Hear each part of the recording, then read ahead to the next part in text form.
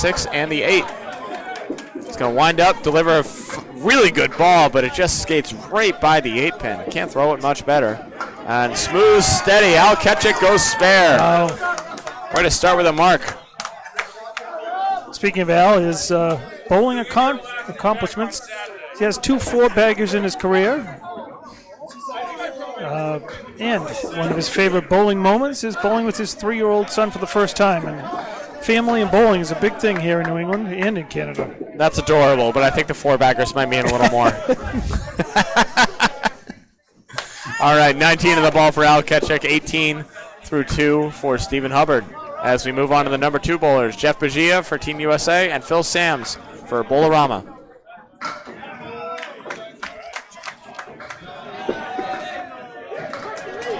What's Jeff Bagia been up to? Well, I tell you, his high single's 219. That's very impressive. High triple of 478. High 5, 714. High 10, by the way, 1292. So 129 average. That's outstanding. Pretty darn good. Bowls out of Pilgrim Lanes. Well, those are his. Bowled out of Pilgrim Lanes, right? Old Pilgrim Lanes. Yeah. The late Pilgrim Lanes. But and what else? He's originally from Methuen, and his career high average is 121. Phil Sams almost carries the clear. He leaves the 6 pin. Jeff Bagia has the 5-8 left standing, and he's going to take the 5-8, or take the 8, 5 left. His favorite bowling moment, by the way, and why wouldn't it be bowling Tom Ulster on Stars and Strikes? That'll do it right there. Good $10 for Phil Sams. For those fans of Bowlarama, don't worry. We'll get your stats in as well later on. We're just doing them one at a time, breaking it down. Good 10 right there for Jeff Bagia. Both bowlers start pin perfect. Plenty of time left.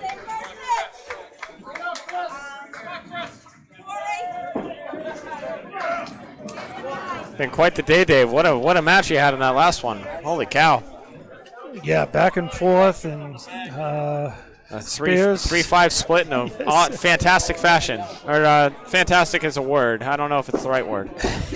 Well, that's about the ball that we expect. We saw last one. That's a tough 3, but not on a fill. Plenty of time. Can throw a strike ball and get right back into it. Jeff Bagia trying to find that pocket again.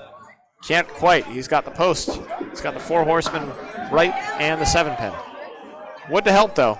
I don't know how helpful it is. It's at a weird angle, but we'll see what happens. I don't know, man. You won't know until you hit it. Hit it in the pocket, or at least hit the object pin. And that's an object right there. Phil Sams, a huge comeback ball. Beautiful shot right there. Goes 20 and a ball through 2. Always nice to make the ones you're not expecting to make. Yeah, how many times do we see that? You throw a bad ball and get it going. See, that wood didn't do what he thought it might right there. He put it right in that pocket, right in the crux. And the 7-10er left standing. See if he can catch this wood on the way to the 7, maybe pick up 2 pins in good fashion. He's going to go wide of it, but still get a good 9 out of it. Yeah, not bad. 19 through 2. Marks abound, 1 for each. As we move on to the number 3 bowlers, Justin Lyonnaise versus Chris Drover. Team USA and Bowlarama, respectively. We'll mention a few things here about Justin Lyonnaise. I know a lot of people refer to him as JT from Amesbury. 111 overall average, and high single 189, high triple 429, high 5 698. Bowls out of Riverwalk Lanes in Amesbury, as well as Exeter. So 2 really nice bowling centers. And basically, been bowling since 1998, so that's that's a pretty long time because he's a young guy. And again, how did he get started in bowling? His family, his father was a outstanding bowler, and averaging between 110 and 112. His dad had a high single of 179, so he just outdid his dad by 10 pins on his high single. Pretty good. Well, both bowlers get robbed on spares in their first box, but JT is going to get a 10. Chris Drover settling for a 9. See them bounce back here, find more objects, as they are all over him to start.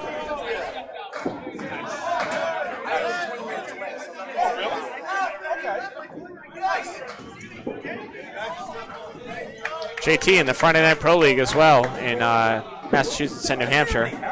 I believe he bowls for Riverwalk, maybe Lafayette. I don't know. And he's my captain on the Millis Once a Month team. Oh, yeah, there you go. See a lot of. Oh, that's why. Balls like that. Hammer time, JT. What a ball right there. 20-2. As Team USA and Bowlarama are trading marks right now. Thank you. Anything else past that? No, that's great. Thank you so much, Phil. I believe so. Yep. Thank you very much. JT with a huge hammer right there. Phil Sam's helping us out. We're going to get the updates on the Bowlarama bowlers in the next 2 boxes. As it's going to be a, nope, that was a spare miss and a tent miss. As we get a 17 box.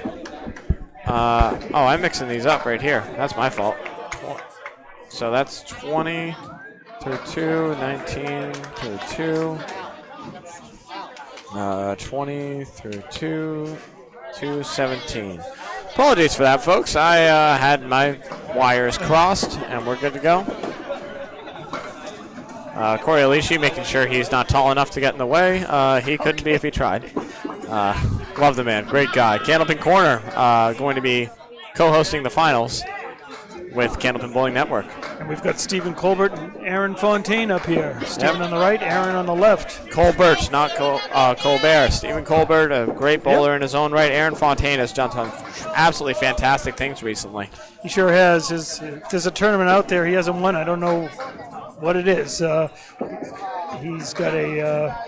well, a lot of people already know who he is. If you don't know, he's the grandson of the great Tom Olster, who got him interested in bowling. Again, family comes up once again here at Candlepin Bowling. High single 195, triple of 472, high five 737, high 10 of 1466. That's incredible. That's bonkers. And is that when he threw it at spare time in the that 10 stringer maybe? That could have been. Yeah, he threw something crazy there. He won a scratch. He won a handicap 10 stringer coming in as the high average. Wow, and his high 20s at 25.82. Then that was third place this past Easter Classic. Yep, runner-up to Jeff Surratt and the winner Austin Barnes. And home lanes is Bogey Lanes, very nice lanes out in East Brookfield, Massachusetts. So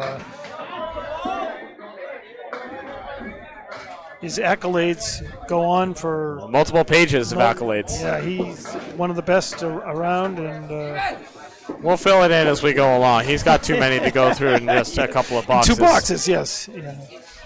If it was a 20-string tournament, we might have enough. But. Yeah. Oh, just misses the triangle on that one. Both bowlers started with a 9, and they are looking to have out balls right here on their third. Going to be open.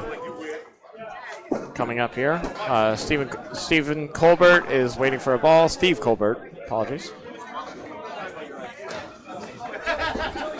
Looks like he is found one. He might settle in. Or this is one coming up right here. There we go. 9 box for Colbert and a 10 for Aaron Fontaine. Wishes that was his second ball. He will take it nonetheless.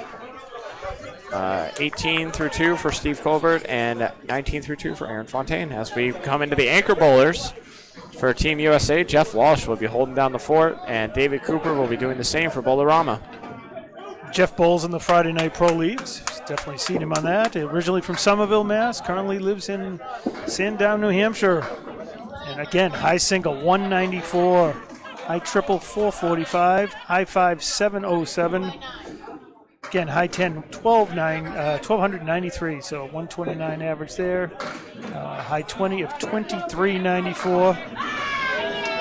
Bowls out of Riverwalk. Hammer time, David Cooper, big shot to start. And Academy amongst everywhere else. And bowling accomplishments, there's a lot, but winning the Riverwalk New Year's Day 5 out of 7 tournament, the 5 out of 7 tournament, he won it 2 years in a row. So that was pretty good. Quite an accomplishment, actually. And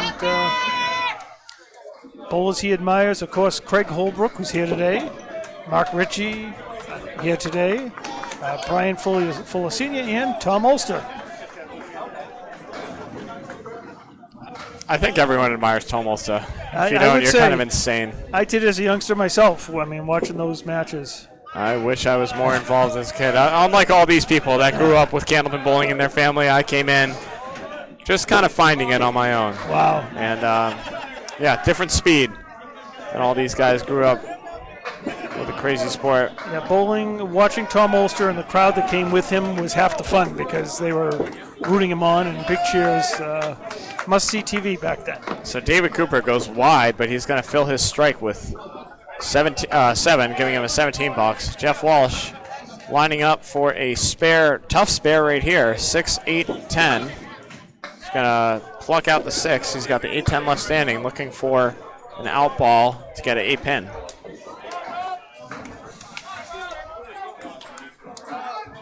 And Cooper's looking to run it down. He will do so. Good 10 from David Cooper, 27 through 2. Jeff Walsh grabbing his stick. That's a 19 through 2. We are 2 boxes down, 8 to go for Team USA and Bowlarama. It is a 4-pin lead for Bowlarama. Nice and tight. Team USA has 2 marks, though. They have a spare from Al Ketchik and a hammer from Justin Lyonnaise. Meanwhile, Bowlarama has a spare from Phil Sims. As we're going to go ahead and get you some accolades from Bowlarama in these next 2 boxes from Dave Peterson, the man himself. Yeah, so for many of you who may not be familiar, because this is a Canadian team. Oh my God, fall over 7. Look at it wiggle. Oh, both bowlers devastating the pocket right here. Phil Sims out of Halifax, Nova Scotia. Look at this pin wiggle. It's crazy. It's still going. It won't fall. And he goes wide. Al Ketchik, tough. He's going to fill his spare with 8, though. Well, we'll get to Phil in a bit. There we go. All right, they go wide. All right, apologies, Dave. Go ahead. Yeah, that's all right, because Phil's bowling second, so we have Steve Hubbard actually bowling first. So we'll get to know a little bit about Phil and Steve, but in this case, Steve. Let's get Steve first. Yes. How about that? A couple of 9 boxes right there. From Yarmouth, Nova Scotia. And let's see, he is 28 years old right now. High single 182, high triple 455, high 5 657. And he bowls out of Brunswick Lanes in Yarmouth, Nova Scotia. He's been bowling for 20 years, so pretty much his whole life, you know. And again, someone else came into the bowling family because of his own family. Of course. Well, Stephen Hubbard's going to find a Kaleri Lee for himself. Al Ketchik's going to have a Kaleri. Stephen Hubbard's going to obliterate the pocket. He's going to have a tough leave here. The right triangle 2, as they say. Interesting wood to make it go, though. Or to just take everything off the ball. That was crazy. Ball flies through the wickets after annihilating the 2-pin, and it will not go. Thank you very much. We have some updated stats for you folks. 159 was the high single in the first. Aaron Fontaine's 159 during match 1 was the high single, but Tim Haysert over on the other side had a 166. That's the high single for the day. And Tim says he threw what felt like a 200 to make that 166. He says the pin it is a little more difficult, and frankly, I heard the same thing from our Easter Classic winner. Austin Barnes, yep. Crazy. So it looks like Adam Mellinson is leading the pack right now with a 127 average through 6 games. Calvin Locke right behind him, 126. Cole Frey at 125, joining Clay Matheson. And then we got a couple more. Jason Doucette's only bowled 3 games, but he's averaging 124. Troy Fournier's up there. I see Billy Shiner, 5 games under his belt. Nate Fontaine has a 119 through 6, another grandson of Tommy Olza. Yeah. And then a glut of bowlers in the between 115 and 120. Big 9 drop right there from Phil Sams. Let's hear about him. Yeah, Phil's from Halifax, Nova Scotia, one of the 2. Big spare from Jeff Begier right there. And let's see what Phil does right here.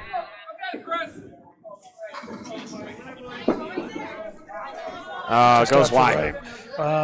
Career high season average is 118, high single 172, high triple 442, high 5 635.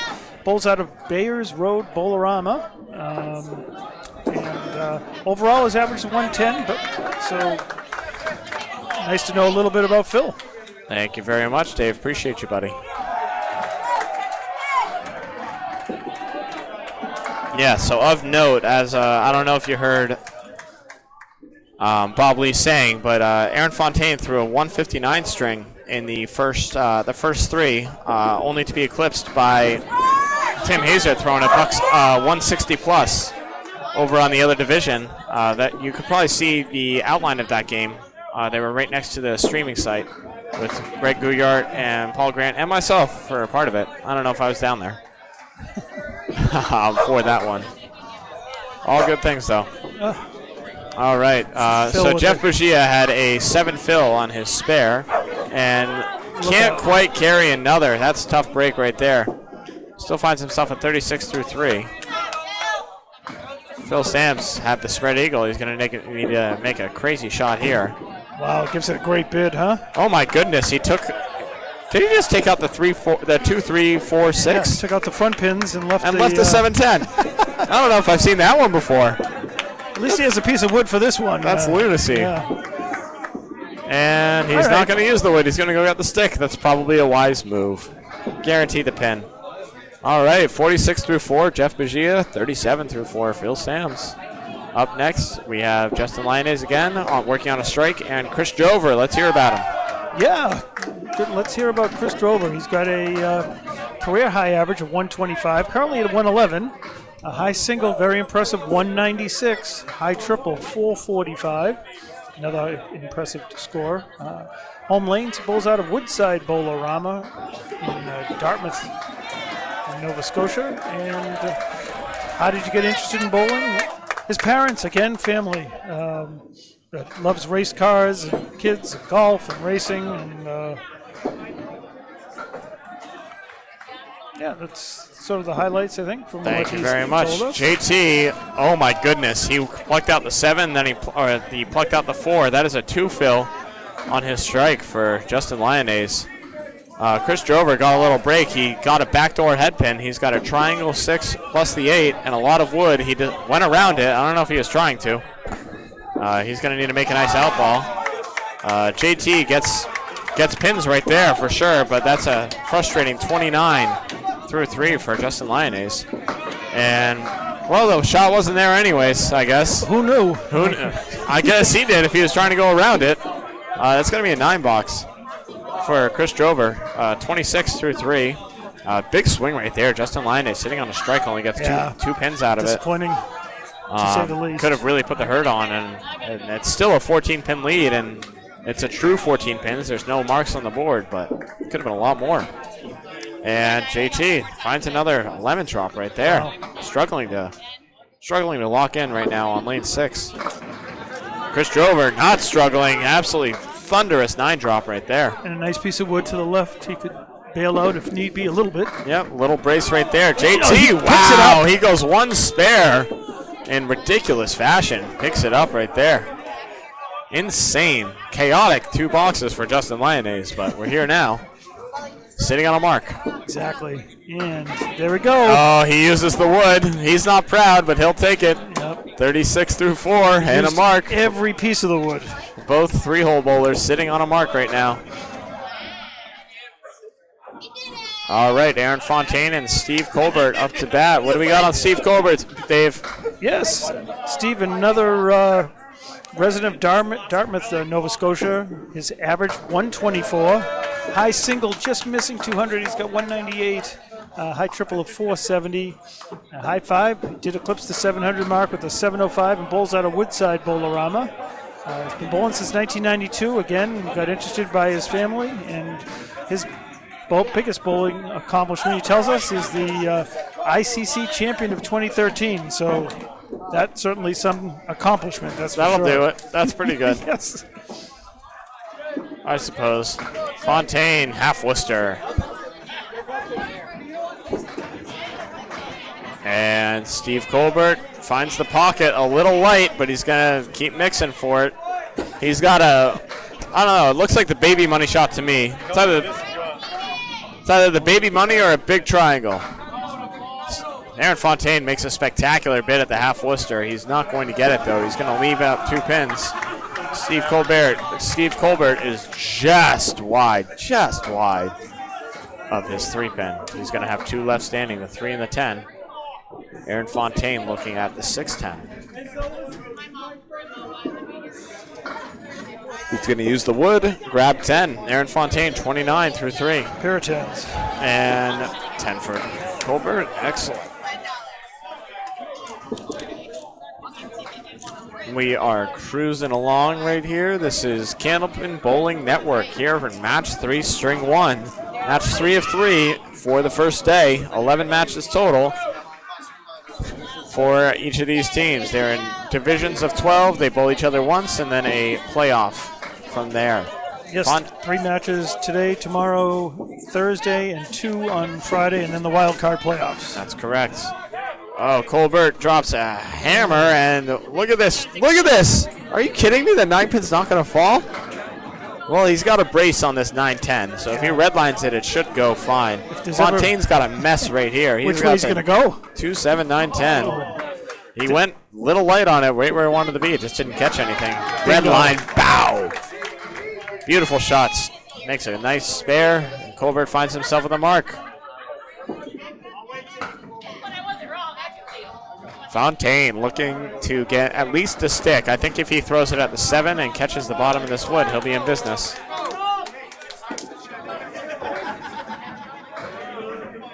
We're waiting for the bowler on his right to go. Winds up, delivers, and catches the wood, and that is it. Tough 7 box right there for Aaron Fontaine. 36 through 4. And back to the anchors right here. David Cooper and Jeff Walsh. David's out of Lower Sackville, Cape Breton. High single 184, high triple 485, high 5. He broke the 700 barrier with the 702. Bowls out of Bayer Road, Bowlarama. 45 is a ludicrous number. And his favorite bowling moment was the first Worlds that he participated in, which was 9 years ago, 2015. And you know what his hobby is? Bowling. No way. Who'd have thunk it? Who does that? That's crazy.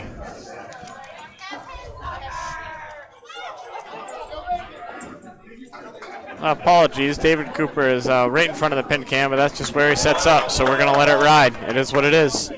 Jeff Walsh grabs his spare. David Cooper, as the pins try and come back into focus, they will do so. He's going to be off on the head pin. Take it anyways, but the 3-pin is going to be left standing. Jeff Walsh, 29 and a ball through 3. Cooper gets a 10.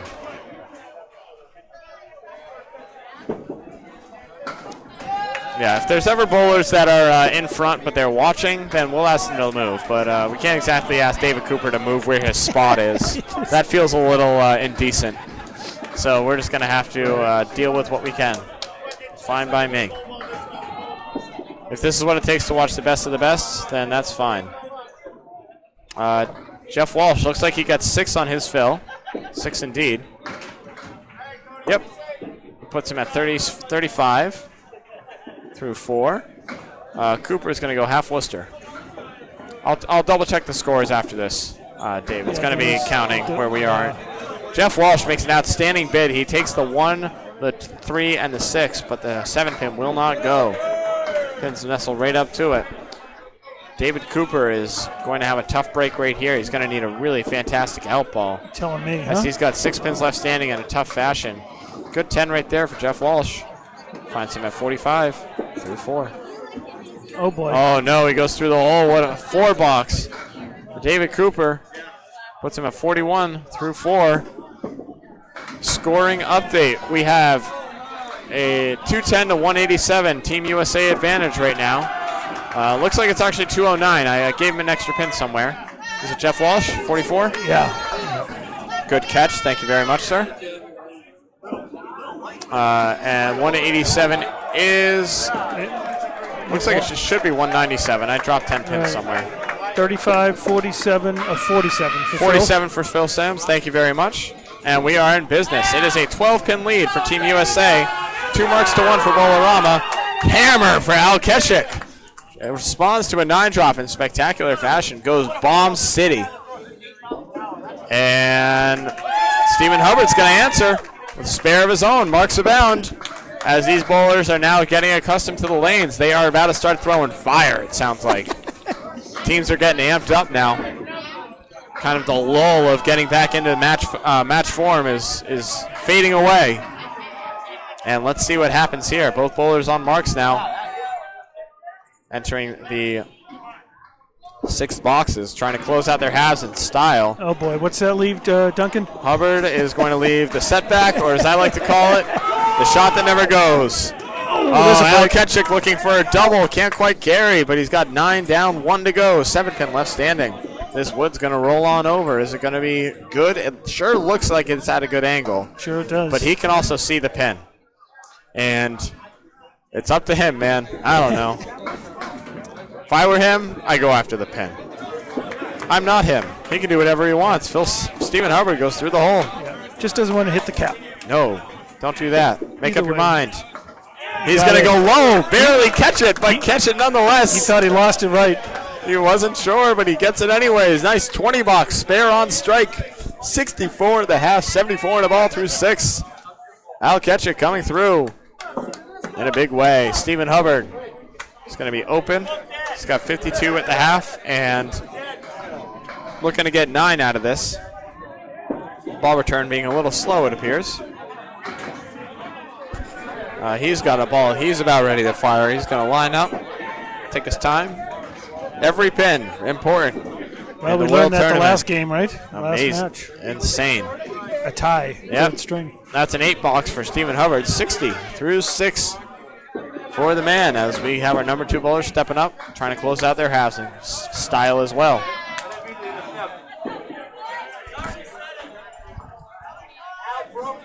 Looks like lane 5 is having some issues. It's not resetting, so we're going to have to do some lane maintenance right here. So what do we have for a score right now while we're waiting? Looks like it's a 17-pin advantage for Team USA. 2 marks apiece for both teams. However, one of those marks is a looming strike by Al Ketchik.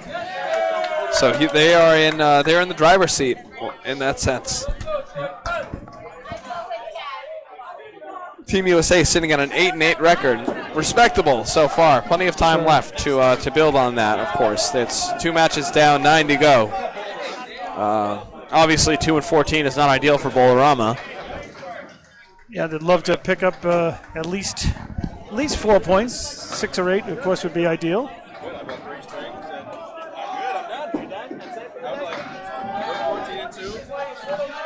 As we await maintenance here, it looks like we're getting close. And here we go.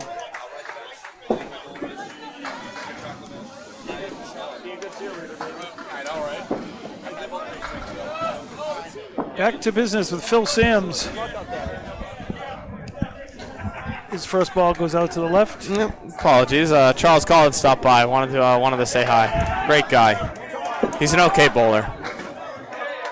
Is his day over already? He said he's probably wrapped up. He's got a sweatshirt on. He's sitting pretty. His team's 14-2, so he's okay. Yeah. If it ain't broke, don't fix it. Is where he's at. Phil Sams back on the head pin that time. Jeff Bagia has a mess right here. Spin around. Oh my goodness! He does spin it. Puts a great bid on it as Nardone comes and screws with me.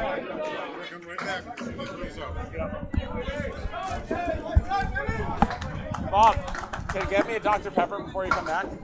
I just got the last one. Do they have root beer? I'll see. Thank you. If not, just get me a Coke. Thank you. What do we got? What Catch happened me up. here? Yeah, you know what? I was listening to you guys. Oh, apologies.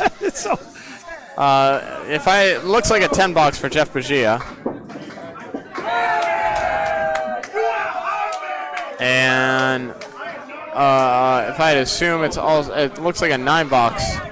Yeah, 9 box for Phil Sams. I'm confident in that. I'm waiting for the scoreboard. Yep. Yep. Update itself. So Phil Sams has himself a 9 drop right here. He's got a 8-pin with wood in front of it. Should be free, but you never really know in this game, do you? Especially at this level, at this intensity. A lot of pressure on every ball. Absolutely, but he hammers it home. He doesn't feel it. That was free. 66 in a ball. Phil Sams. All over it. And Jeff gives that a run, just gets 3 out of the 5. That's a great pitch right there. Didn't quite carry. Tough spare. I'll see if I can grab Phil on the way to double check his score. Jeff Bagia is going to get a 9 out of that. Puts him at 65 through 6. Are you at 66? Yeah. Score confirmed by the man who bowled it himself, Phil Sims. Thank you very much. Might as well go right to the individual. Hey, you know what? No one's going to know better than him. He had to look up anyways. He's just taking it box by box, which is a great way to look at it. Chris Drover and Justin Lanes both on spares. Let's see him fill it to see if they can close out their halves. 36 and 39 through 4, respectively. All right, that is a 5 fill and a 6 fill. Oh, 6 fills abound. Never mind. The 7-pin toppled. I like Phil's a little bit, or I like Chris's a little better, even though JT hit his head pin. Yep, have to agree with you there. 45 and 42 at the half, and Chris goes way wide of his object. Does get JT 2. trying to make magic happen. Can't quite. Not much you can do with that. Banana split. Leave. Even with the wood, the wood's got to be perfect for it to go, and that was not perfect wood. Yep, sometimes, you just take your 2 on the right and take the 2 hopefully on the left. Yep. Chris cleans it up for a 10, says, I should throw that ball first. Yes. And JT gets a 9 out of it. Says, I should throw the same ball and hope for a different result. Threw 2 spectacular balls right there and just skirted wide of his object on his 3rd one. All right, Drover back up. Let's see if he can say, okay, anything I can just do it again. He does. On. He goes 8, Brooklyn 9. side. Crossovers leave Kings as the 5 pins left standing. JT misses the head pin, goes half Worcester. Drover has the 5-pin piece of wood right in front. Any part of the left side of that wood should drive it home. Easy peasy, lemon squeezy. These are the ones you like to get. Just don't Right here. freaking miss it. Boom. Wow. All over it, baby. Yep. 52 half, 62 in a ball through 6. JT hits the object, and that is a discouraging leave. That is frustrating right there. He hit it a little heavy, I guess. I don't even know what he hit it. He didn't hit it with enough gumption. Is what that came down to. And gets an extremely unorthodox 8. 8 sounds a lot better than 7. when you It hit certainly that. does, absolutely. Especially when you get a half Worcester. You fight out of it with that. Take that every single day of the week. Bob Lee, are you feeling spry, ready to relieve Dave? Let him get a little juice? Here you go, Bob. Bob Lee, back in action. Feeling refreshed, got some food in him. Ready to rock and roll. Yeah, if I cough, it's because I inhaled a meatball sub. Oh, you should. Yeah, I should try eating those instead. Yes, generally more helpful.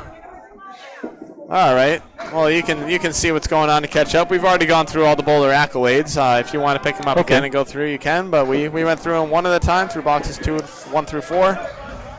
Wow. That's good. And Yeah. this is Team USA is a squad that we know real well Yep. from around the. Steve Colbert with a 1 fill, by the way. Tough break right there. Not what he wanted. And Aaron Fontaine, what a spectacular bid at that 3-7-10. Couldn't carry.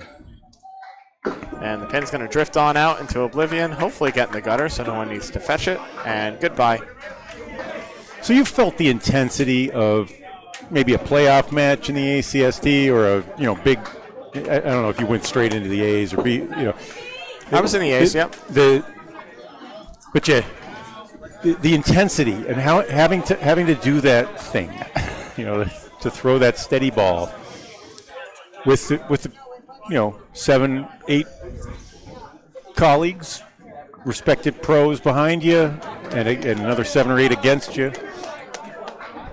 Network cameras running. It's intense. And to throw 2 boxes and then wait 50 minutes plus. That's right. To throw your next 2. You have to stay fresh that whole time. You don't get a warm up or nothing. You just 5 times a string. You're going to have to get up there and throw that first ball. It's insane. Bowling in the once-a-month league is a big wake-up call for me in that sense. Fontaine, huge ball right there, but drops 7 Tough break right here. Look at this triple wood in the middle. Three Gotta go caps for it. staring him in the face. Got to go for it in the V. It should go. It should go, but you never really know. You could also just try and play the cut clean. Fontaine is good enough to make this cut. You're right, because it could be out front a little too much. That's what he's talking about with Corey Alishu right now. But still, if you aim for the right side, I agree with you. you, though. You're hitting it on the diagonal. I like the V. You want to hit the one on the right side first. There's things that are going to bounce off the wall at his speed. He's going for it. Yeah, just a little You're high. right. It was exactly what we said, and he threw the ball that he wanted to. He hit the corner. He hit it exactly where he wanted. It turned and just if it wasn't skidded there, right. it wasn't there. That's why I was thinking maybe just try and play the cut clean. We mentioned that Aaron had the high single in match one of 159. There have not been any 170s. 166 over on the other side is the high single for the day. Things are not. We're not seeing, like Austin Barnes was saying. I was saying earlier. I forgot to mention his name, but he says it just feels really hard being here, and it's maybe some of it's. Hey, this is where I threw my 200, my Easter Classic domination. A little close with Surratt. I think it's just the intensity is at a different level right now. Getting out there and going 2 at a time is a whole different speed than 5 at a time. You don't get to get comfortable out there. You just got to go out there, do your best for 2 boxes, and then go sit down for a while. Bugia wipes out the left side, but sweeps 3 from the back. That's David Cooper, actually. Was that David Cooper? Oh, yep. Sorry. We're on the anchor bowlers now. Nice. I don't know David. Yep. Okay. Jeff Walsh with the chop zone, as Drew Steele likes to call it. One of his great ads. We're missing Drew. Drew was going to come out and help us, but he's got a lot of things to take care of. Life happens, man. Yep. Can't fault him for it. We can only wish him the best. Both bowlers missing 1 single.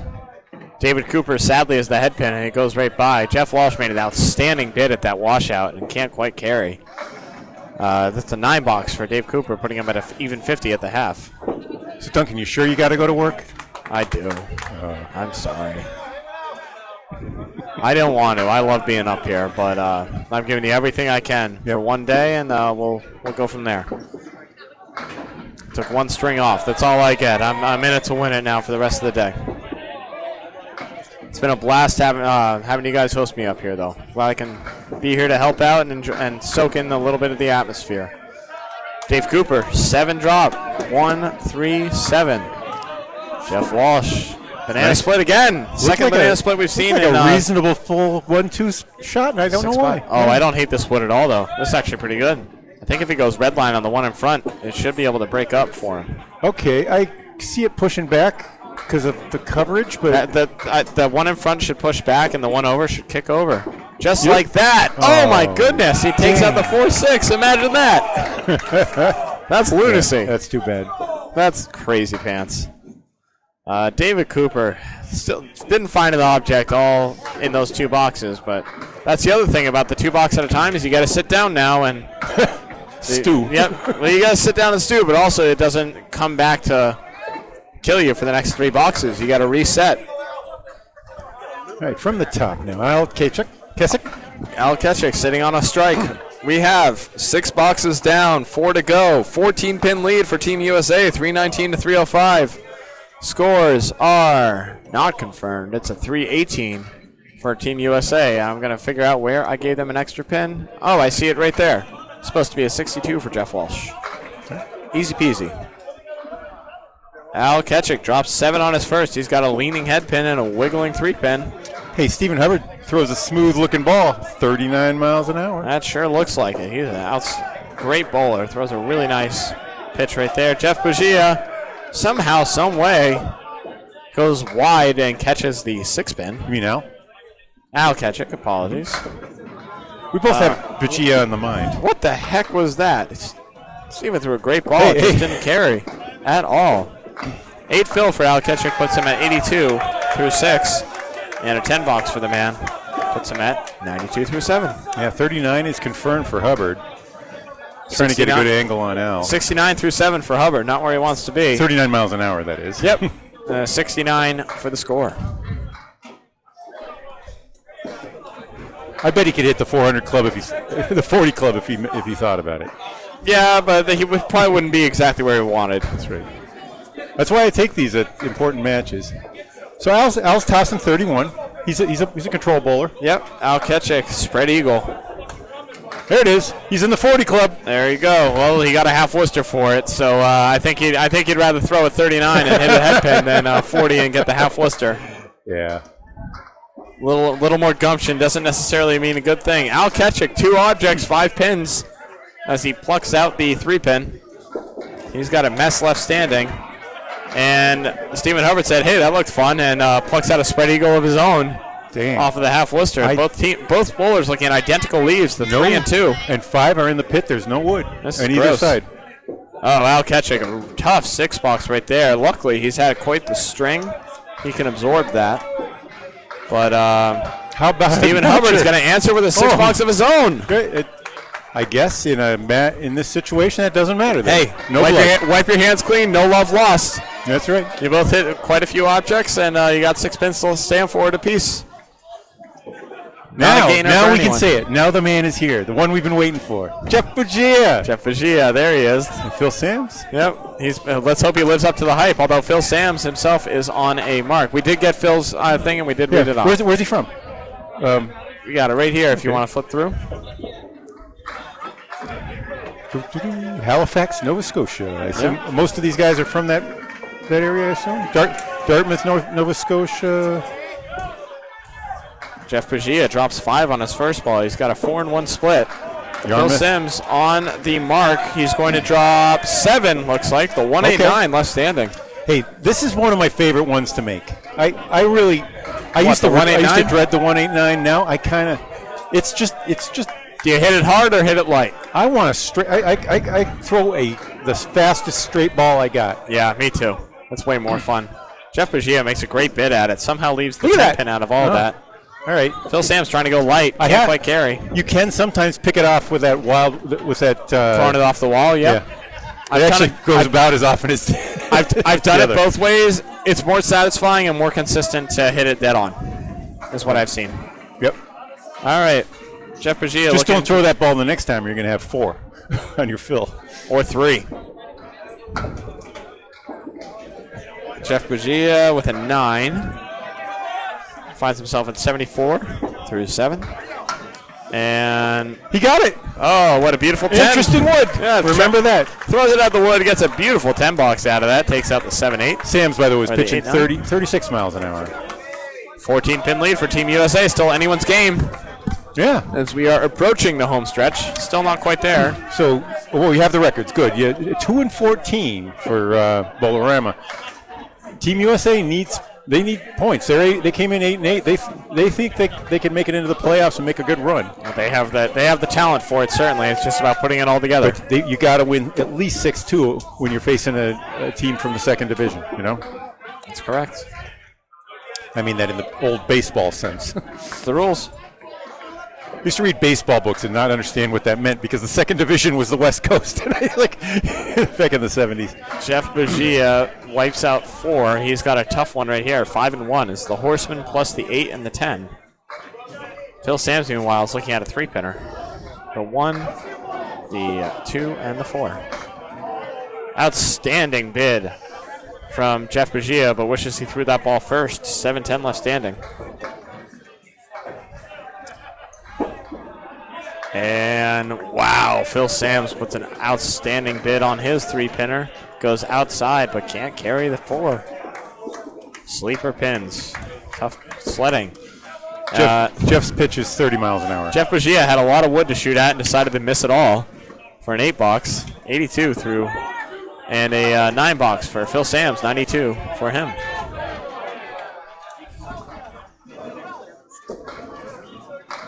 Lead is down to 13. 1 mark on the board, and it's Bowlarama's. Filling it right here, Chris Drover. Good 8 drop from Justin Lyonnaise. JT having a chaotic string thus far. Oh, Drover with a 189. Hey, Bob, weren't you just talking about this? Well, that's fun to make for the spare. It's also dreadful. Not on your fill, it ain't. But he did throw it 42 miles an hour. 65 through 6 with that 3 fill. JT goes wide of his 2-pinner.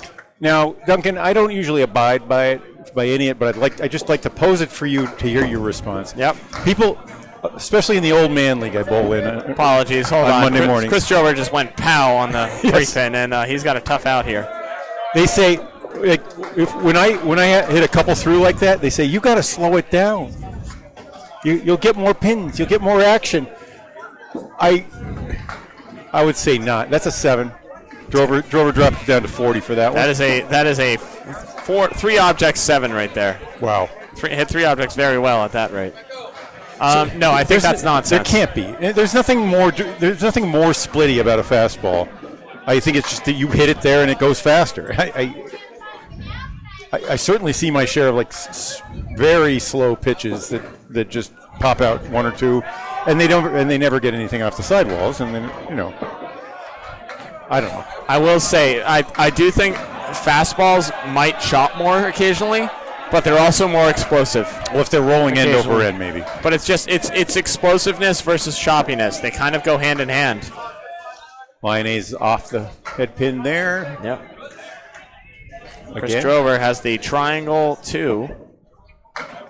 He's taking his time on this one, as he should. This would be a big mark right now for Bowlarama. It is. Oh, boy, that was the good. Heck over it. Look at him, fired up.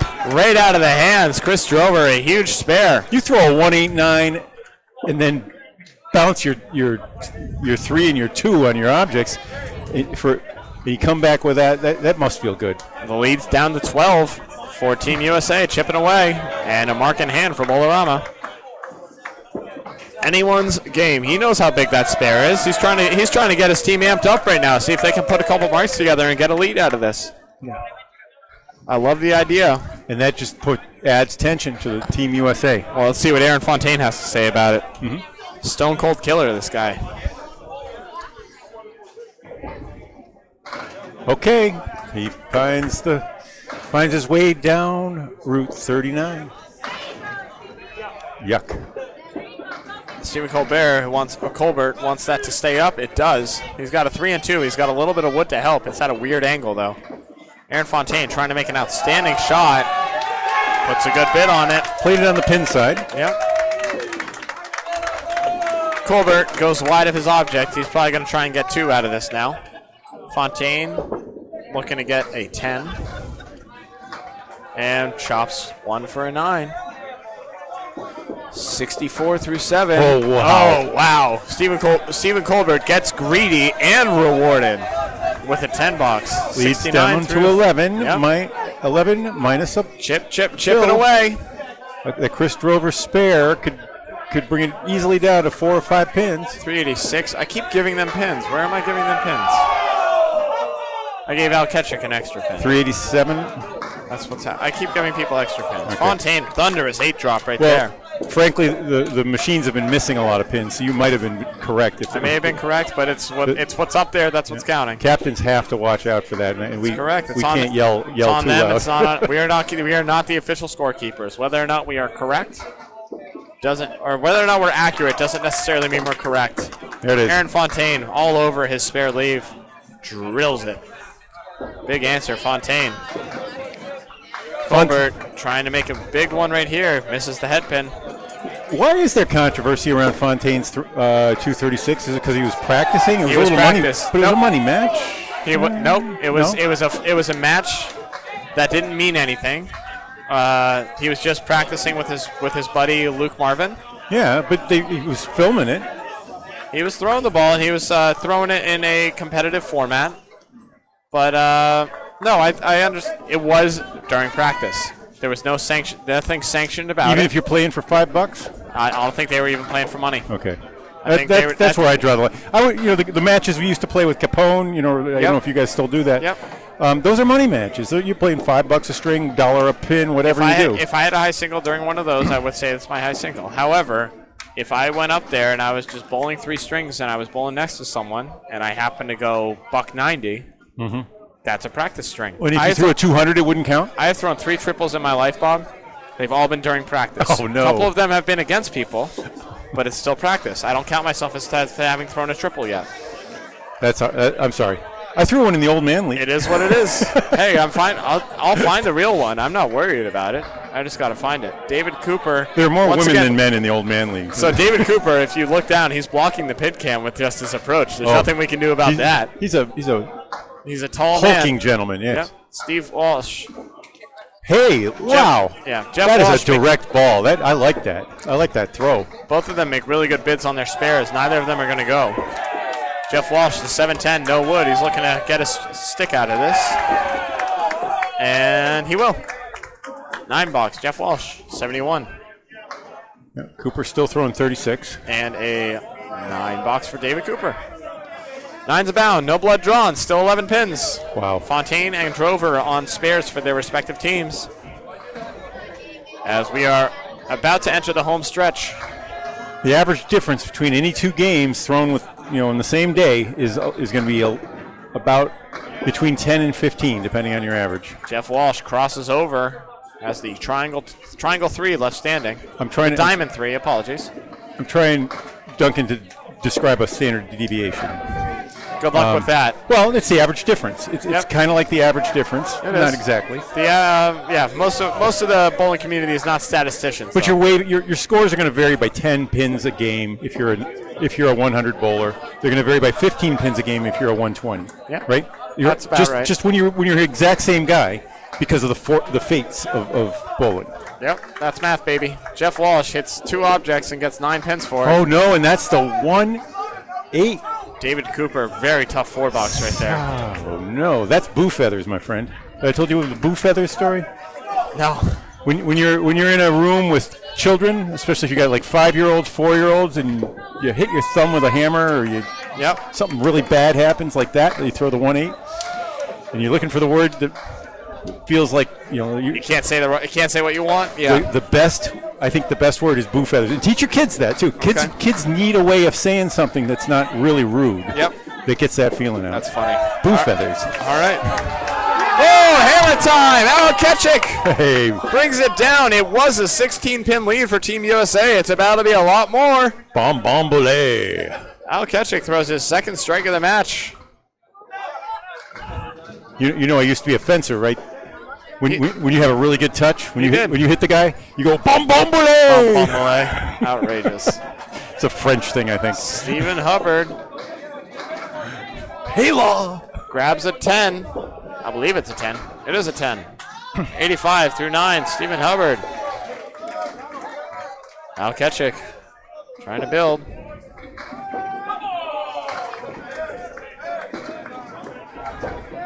Oh, that's what happened. I didn't fill his. Okay, difference is hanging at 16 then, not 6. 16 indeed. 16 and 2 balls. Al Ketchik already threw a strike, almost threw a double. Let's see if he can throw a similar head pin hit now. There are a lot of big dudes on this Team USA. Al is the biggest. Oh, he's a monster. Oh, that's more like it. Stephen Hubbard drops 8 thunderously.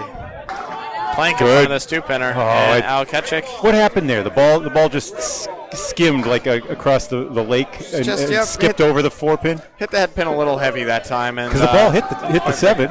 Did hit the 7. It hit the 2. Yep.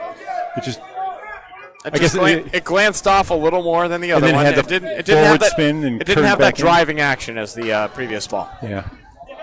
Stephen Hubbard looking to grab it. That's good, I think. Yeah. Yeah, he's going to call that good, and I think he should. He should, yeah. 95 and a ball through 10. Al Ketchik fills his strike with 8. 115 through 9. Looking to make it 125 with a 6 shot. He will not. He'll make it a 124, though. Just to get it on the record, I'm going to say Steve Kelly just threw a 33-mile-an-hour pitch because I'd never measured him before, and he's from the Candlepin Bowling Network on the adjacent lane. You can add him to your spreadsheet. 33. 124. Al Ketchik starting in style. Okay, what do we reorient me here? Is 23 minus a ball, maybe? That's a 3 fill, which is not going to do them many favors. Shoot. So we're looking at 20 with a ball in hand for everyone. Okay. You kind of got to pick up 2 or 3 extra marks or one bunch of pins and a couple 20 marks. 20 pins to me is 3 marks. Yeah. I think that's a fair assessment. I mean, there aren't going to be a lot of fours, But it's not fours three. and fives It's here. not just 3 marks though. It's 3 more marks Yes. than the other team. That's right. So you got to really throw realistically between 5 and 7 to give yourself a chance here. That won't help. Phil Sams is going to throw a good head pin hit and drop 7, but he's going to leave a corner pin alongside his 3-6. Now, how about if you're in Jeff Pagia's situation? Are you thinking 8s, 9s, and 10s, or are you thinking I got to get a mark? He's thinking pins, baby. Well, and he just keep hitting he objects. just hit the pocket and got a 4. It was it was a very glancing ball. You could see it. Phil Sams makes the 6-7 and leaves the 3 pin. When you saw Nick Zuffalato do that 3 times in 2 strings over on the other side. Pagia right on his mark again. That was a much better driving ball. It just didn't quite carry the sides. Phil Sams, 101 with a 9 box. Nope. That's going to be a 7. Yep. 89 through 9 for Jeff Pagia. A little bit of a rock fight we have here. All right, so that means it's down to 18. Chipping away, bit by bit. No one's performing really outstanding right now. Phil Sams, the second high bowler in the whole string. He's 101 through 9. 7 boxes to go right now. It's good, it's just not great. A mark here can make it pretty good, though. 124 is a solid string, but for it to be the high single across all 10 bowlers is a little lackluster. Leda Lanes is acting very challenging right now, though. I heard that from a few people. I was saying. Yep, a few people that have bowled the Leda a lot, too. So. And the people that are throwing these 159, 166s are saying, I was really good. They felt like it was, they did. Yeah, they had to grind for it, right? Yeah. So they've hard fought. Literally, Hazard said, I felt like threw it to 100 for his 166. Hazard's a very dramatic man, though. He threw a 179 and a 182 in the first week of league out at Canal this year. Very dramatic man. Very, very good bowler. Just fantastic. Former pitcher. Great guy, too. Don't get me wrong. A really talented pitcher. Could throw 92 miles an hour back in the day. Did he really? Yeah. That's not that he's pitching that way now. He just keeps it steady at 37, 38. Yep. But just really contained. Phil Sams, mark here would have gone a long way, but he's going to be open in the 10th. And how about that? Picks it up. That is a big one. It's a haymaker of a mark right there. What's a haymaker? What is it? It's a throw. It's a punch, right? It's haymaker is a big It's a punch that lands. It's like a big swinger. It's a huge roundhouse punch. Yeah.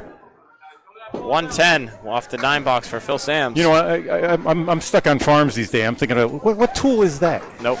No tool. The tool. That's the grass. The it's a tool haymaker. The tool is your arm and your fist. That's the tool for a haymaker.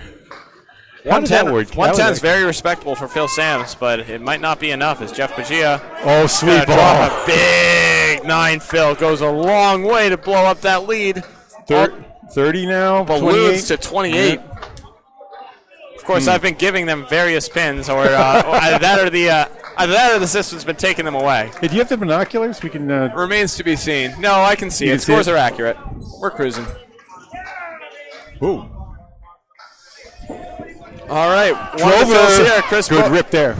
Now that one for me at my 31 mile an hour pitch, that ends up being a 2-1. Yep. Chris Drover with a he got monster extra action off of both walls. Yep. JT Justin Lyonnaise, 3 pins so far. He has a Taloned Eagle. Tell you, if Chris Drover marks here, he can drag his team back into it. Now Lyonnaise has to be thinking of not going in the hole. Uh-oh. Drover. Oh my goodness.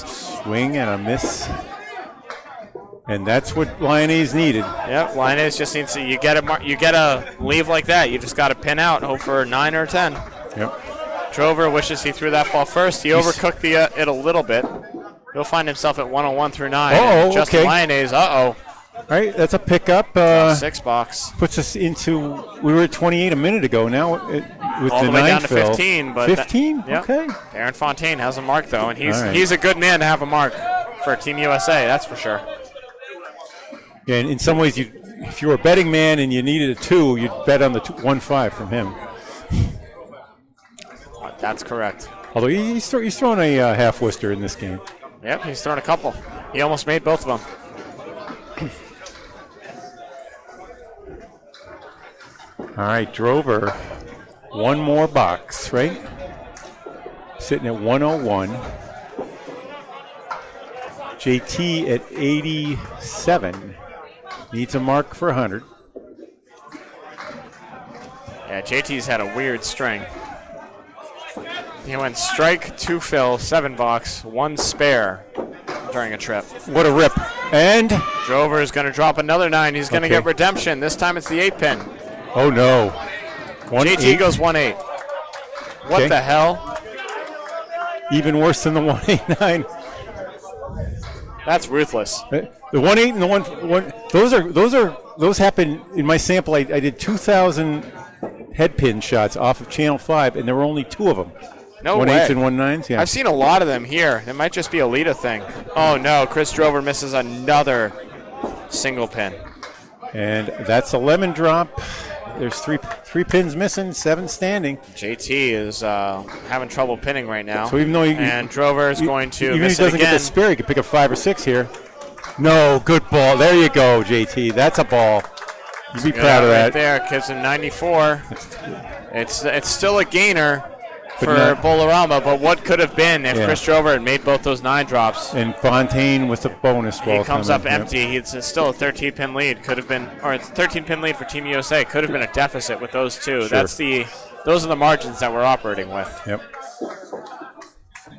Well, they got to feel like they can take something here. They could even win the match. You know, Yep. this is he's as delighted as he was before. He's that man right now. Fontaine with huge fill ball. How about it? Tough Wow. break right here, but a big 8 fill to bring the lead back up to the 20s. 82 through 8. Hit the tip, see what happens. Oh, Colbert makes a great bid on that, but he's going to leave the 2-pinner, the 4-7 I left think standing. Fontaine should be trying for the right tip here. No, he should be cutting it. Was it really? The wood's too low. I don't know if it goes though. The wood's too low. Okay. Oh, Yep. he was cutting it that way. Okay. Yeah. Yeah. That's fine. Get the stick. Get your 10. I was thinking if he hit the tip, he could have jammed it Q style into the wall. It was too low. Yeah, it stayed No, that there. would have been too Stayed low. there. There's no way. All right, good 10. Great 10, absolutely. And a 9 for Colbert puts him at 87. And 92 for Fontaine and Colbert. We're winding up string 1 of match 3. Yep, 22 pins.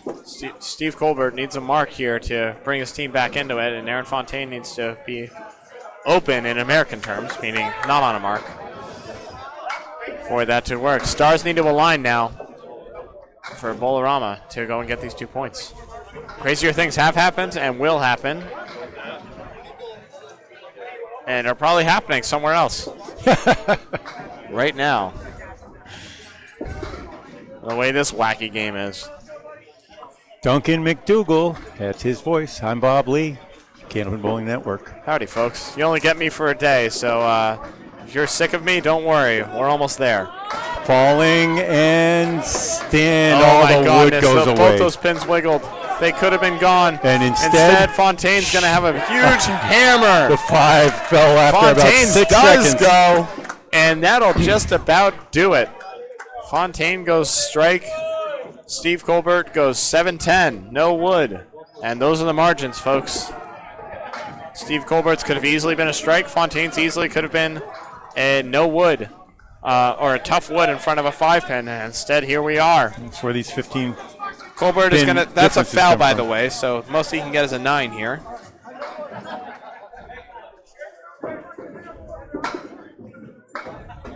And he will get a 9.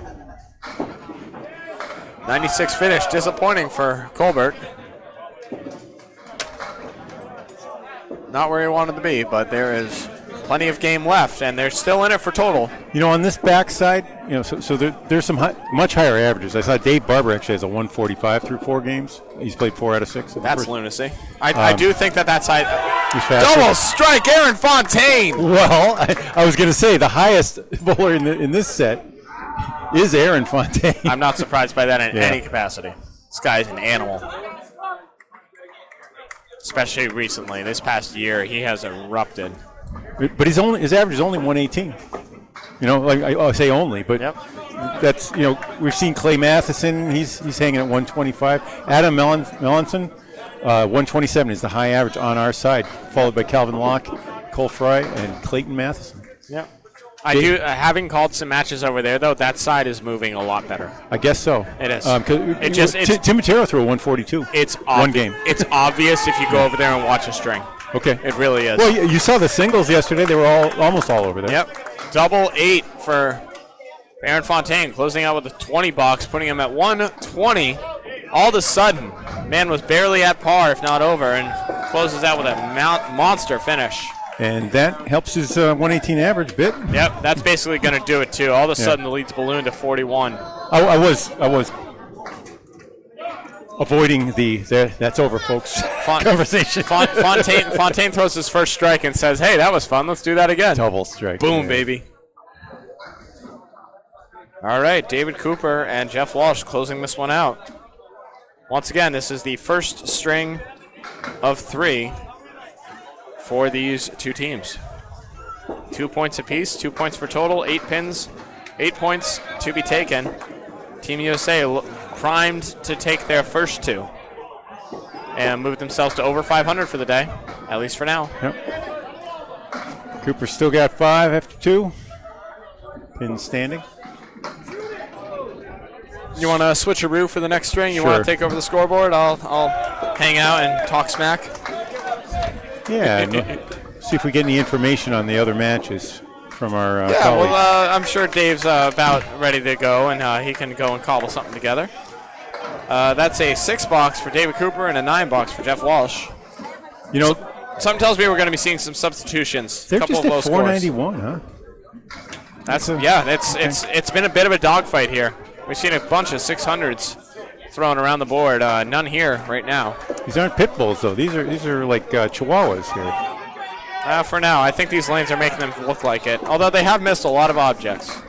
Good. Oh, yeah. Jeff Walsh with a monster He 9 moved drop. the 5-pin quite a lot before that. Yep, that 5-pin wiggled before 3 other pins fell and just stabilized itself. Them's the breaks. David Cooper missed his objects. He's got 4 horsemen left standing. Jeff Walsh for a spare. Boom. Jeff Walsh going to find himself over 100, barring something preposterous happening. I think of all the bad nicknames, his is one of the good ones. Bulldozer. Bulldozer is a good one. That's a cool name. It is. He kind of looks like a bulldozer driver. He throws with that. His ball looks like a bulldozer. It's a plowing ball, just Yeah. driving. 86 for David Cooper. Definitely not what he was looking for, but here we are nonetheless. Ball with some interesting reverse spin there. I'd like to look at his release a little more carefully. Next string, something different about the way Jeff throws the ball. Yep. I gave someone extra pins. I gave Jeff extra pins. Okay, 103. Yep. Nope, 104. I gave him. Final 550 is correct. Final score is 500 is also correct. Wonderful. 550 to 500. Yep. Right. Nice and even for everyone. It was within 10 in that last string. Yep. All right, you want to do the old switcheroo? Yep.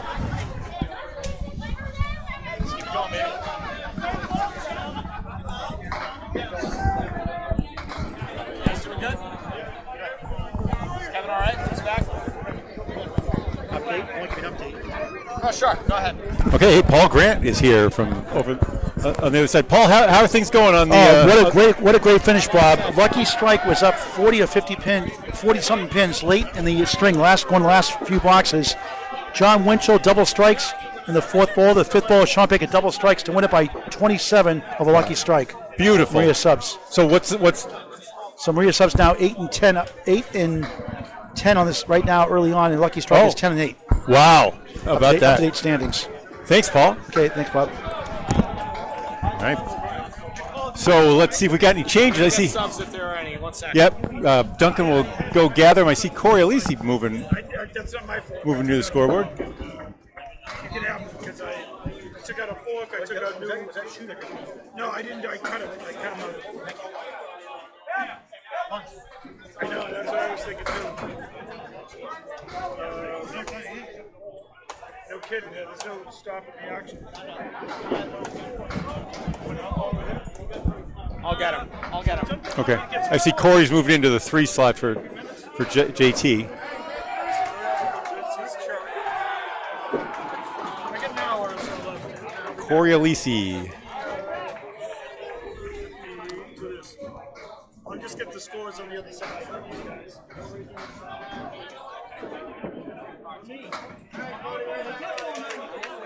Yeah, Corey Alishi, and that's it. Okay. For JT. Just gonna make a few.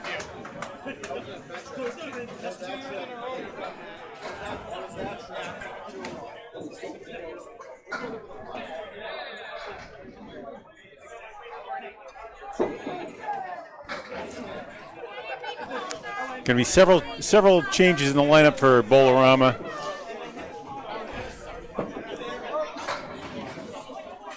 I saw Ezekiel, who we saw yesterday in the singles. Dylan Ezekiel was looking like he wanted in. I don't know if his manager agrees.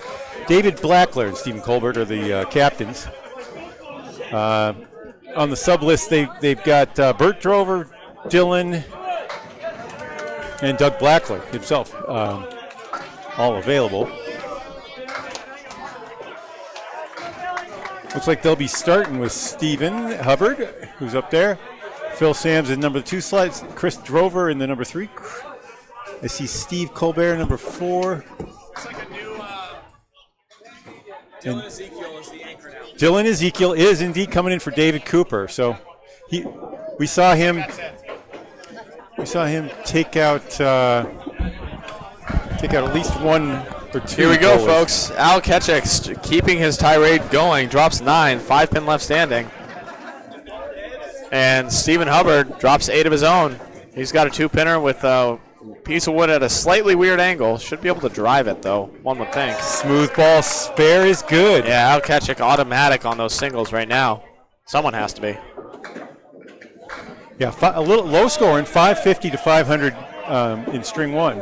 Yep. Hubbard drives his, too. A couple of marks to start for these guys. I'm hoping for a 600s here. We're in business. I want to see him go. We're well on track. 600 is a 120 average across all bowlers. Very doable for men of this caliber. But we saw if you were to have a 120 average after the first 2 rounds, you'd be in 10th or 11th place on the division over here. It's about putting it all together at once, though. Phil ball on the head pin full. Geez, how did that? 7. I don't know, man. 7 fills, 17 through 1. Stephen Hubbard. Oh, how about this? Even worse. 5 fill on that. Okay. All right. Didn't look heavy, but here we are with the side saddle triangle and a 2-pinner. Oh, Al Ketchik trying to make a good bid on his. He's a little full on the 5. Wanted to be on the outside. Scooted by, didn't quite. Stephen Hubbard, great bid on that. Takes out the side saddle, but can't carry anything over to the right side. Ketchik looking for a 10. Boom, all over it. Pretty. That's a 3-object 10 box for Al Ketchik. Puts him at 17 through 1, 27 through 2. And Stephen with a 9 box puts him at 24. Already in a much better state. Jeff Bugia looking to keep it going, as well as Phil Sams. These bowlers put it together solidly enough, 108 and 110 to start, so not good, not great, not terrible, enough to stay in. Let's see if they can keep it going. Hey, let's get a little more angle so we can see more to the right. There you go. That's good. That looks Don't good. need Right him to there. be standing off camera there. Sure. We need a reset on lane 6. They are doing so. We are all set up. That's a big reason why we were the last. Is that 2-pin last still match falling standing. over a lot? The 2-pin and the 3-pin. You see how that was leaning too, even there? It was leaning 3/4 of the way. Yeah, those spots might be a little off or something like that. Jeff Bugia drops 7. He's got a 2-1 split. The 3-6-7. Phil Sims Oh, Well, no. 1, 2, 3? Are you? That's the 1, 2, 3, folks. Yep. Just like you drew it up. He was a hair heavy. He didn't feel that heavy. He does have some wood to actually make this go, though. He gives his teammate, oh, boy. Oh, my goodness. He gives his teammates a thumbs up. He's laughing about it right now. You have to. That's all you can do. But Hey, it's not evil. if you redline this, you can really spray it around. Hit that V. Hit that V. No, I think you go a little higher. You redline it. No. Oh, a little high. Weird stuff. You know, he took out everything but the 4, 6. Normal things, you know? It jumped and spat. So he just took out the 5, 7, 8, 9, 10. That was like throwing a potato pancake in hot oil. That's fryer. crazy pills. Jeff Bagia, he almost made that beautiful shot, but some wood just deflected the piece that came over. He'll settle for a 10. And Phil Sims is that a 9? That's a 9. I can feel it coming in the air tonight. Nope, he's taking that away. It's an 8 box. Oh, is it? It is an 8. Yep. I thought it was a maybe in the channel. It was too close to call, and that means it's out usually. So 8 and 10 to start. Jeff Bagia off the head pin. He's going to have 4 pins left standing. The 1, the 6, the 8, and the 10. Phil Sams up to bat, looking to do a little more on the head pin. Beautiful. Well, that's a little more. That's a little better. It's a little better than the 1, 2, 3, huh? It happens so often when you take pins away from yourself that they come back. They're given back to you. That's an outstanding comeback ball right there. Well-earned strike. Well-earned and well-deserved. Jeff Bagia goes wide of everything. He's going to need to make a nice out. Something tells me he's just going for the 2-pinner here. The wood might be able to carry the back one as well. Get him 3. Maybe. Okay. Or he's going to hit the wood instead of anything and grab one. Tough 7 bucks right there. 17 through 2, Jeff Bagia. We've seen a tie here. Yep. Each of these pins. Phil Sams, 18 and 2 balls. Could represent ICC points. They're like ACST points, but 10 times more valuable. Could be the difference between the playoffs and missing. That's right.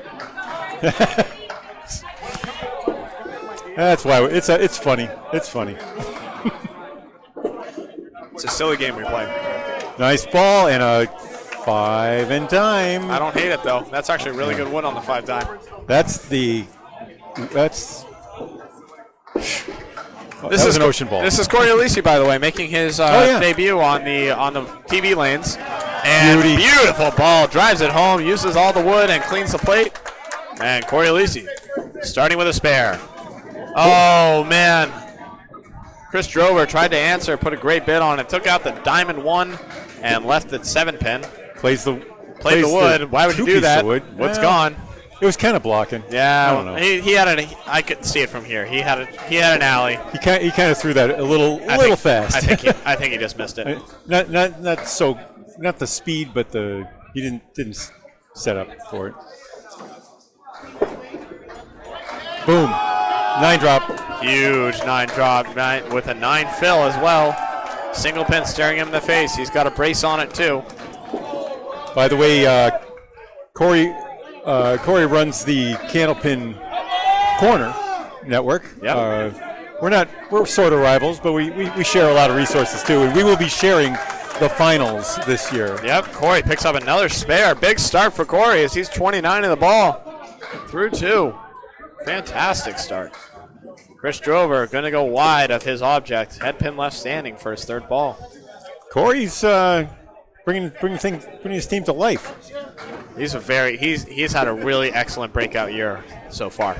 His Friday Night Pro League scores I've seen, he's been great. What else? Man. Is that what you're talking about? Yeah, he's been going insane. A lot of 400s and high 3s. Consecutively.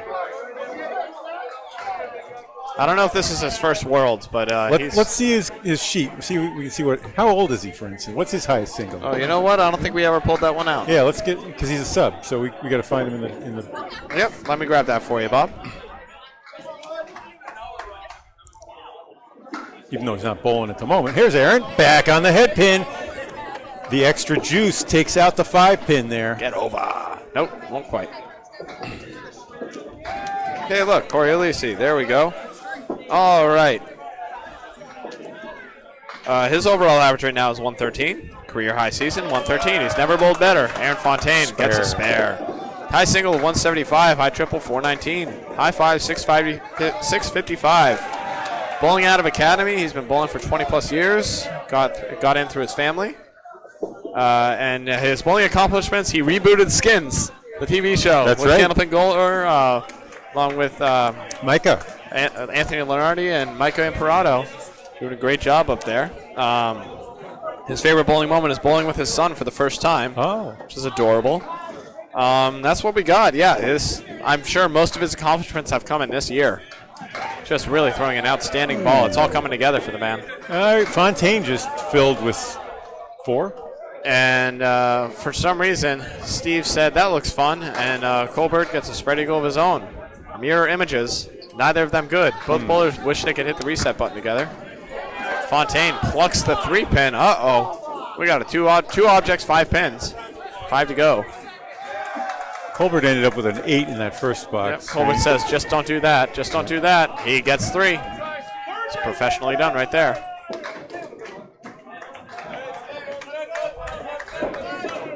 And, a tough 6 box for Aaron Fontaine. He's back to 20. Yep. Not how he wanted to get there, but if you're 20 through 2, you're okay. And 17 for Colbert. Uh-oh. Yep. Stream is broken. That's all right. We are still recording, so we will get it cruising. Looks like Abel is winning over Spike's Turning right now. Oakland Park is up 2 pins over A+ Accounting. New England Flooring is winning over Avon Lanes. Prosperity took out Central Park by 10 pins. And Maria Subs is beating up on Lucky Strike. Thank you very much, Dave Peterson, for the updates. We are back. Looks like our stream is back online, so it may be another iteration, but... Hey, we're here. We made it. Hopefully you're tuning in. If not now, then soon. We have a diamond leave gone by the new anchor bowler, Dylan Ezekiel. He qualified and Bowlarama. advanced to the 3rd round, I believe, in yesterday's singles action. Yep. Quarterfinals, yes? Yep. Pulled outstanding and is keeping it going with a nice spare, converting the diamond. What did Jeff do there? Is he? Jeff looks like he got an 8 box out of that. And he's going to have another split to look at right here. Baby split this time. Yep. This is the 2-5-7. And there's really good wood on this. If he just plays the 2-pinner as is, it will carry.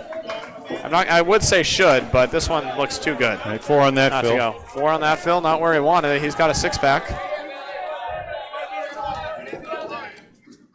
Walsh, oh my goodness, he chopped it out. Didn't carry the 5.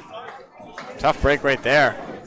Great bid on the 6 right there from Dylan Ezekiel, but he's going to have 2 pins left standing here.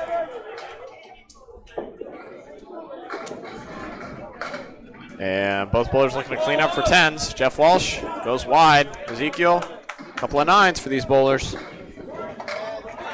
Update from Bob Lee with the scores once he plugs these in. And you can 17 there. How about a 10-pin lead for Team USA? Each team with a mark. Phil Sams on a strike. Corey Alisi on a spare. I think Corey's missing an eye. You need to make an eye patch on his name there. Well, I think you have an extra eye. Do I? Well, I'm missing this one here, Corey. And then I put it over there. Yep, that'll do it right there. He needed an eye transplant. It has worked. Corey Alisi. Yep, absolutely. All right, neither of these bowlers are on marks, thankfully, because neither of them hit the headpin. Seen these Hubbard. 1-2 and 1-3 type leaves a lot, with junk everywhere. 37 miles an hour for Stephen Hubbard.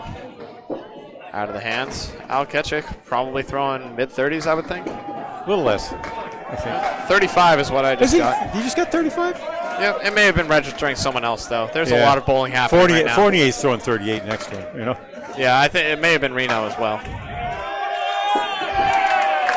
Oh, what a ball. Was that? That was his third ball, though, right? Yeah, that's a beautiful out, though. A couple of 10s from these bowlers. 10s are great. 10s are big. Pins, baby. That is what it is all about. So we're going to go grab a ball for him as the head pin falls over. let's give Team USA their 2 points, their 2 ICC points. They did earn them, after all. That puts them at 10-8 on the season. The season is what we call it. The weeks. There are going to be 11 matches during the week. It's like going to bowling 11 weeks in a row. Yep. You ever bowled three weeks in one day? Yeah. These guys have. That's They're right. going to do it again tomorrow and the day after. It's a cool way to bowl. It really is. Yep. If you've only been bowling 3 strings a week and all of a sudden you're throwing. Yep. So I know it's just the beginning of the week, but playoff format, top 5 of each division advance. Is that correct? I remember 10. Yep. Yep. So 10 teams total advance, Yep. top 5 in each division. The first seeds have buys in the first one, and then it's going to be the. I think they make it to the semifinals. The others pair off like a group of 8 and play 8 to 4. Oh, really? And then they play in the semifinals against the 2 division. So they get winners. 2 buys. Yeah. Incredible. Which has cut both ways in the past. Of course, yeah. You have a lot of rest, and that can. We've seen that in baseball playoffs before, where some teams are lava hot, and then sit down for a little too much and run into a wall. Neither bowler is on a mark right now. So Hubbard is on his second ball here. Yes, everyone's on their second ball.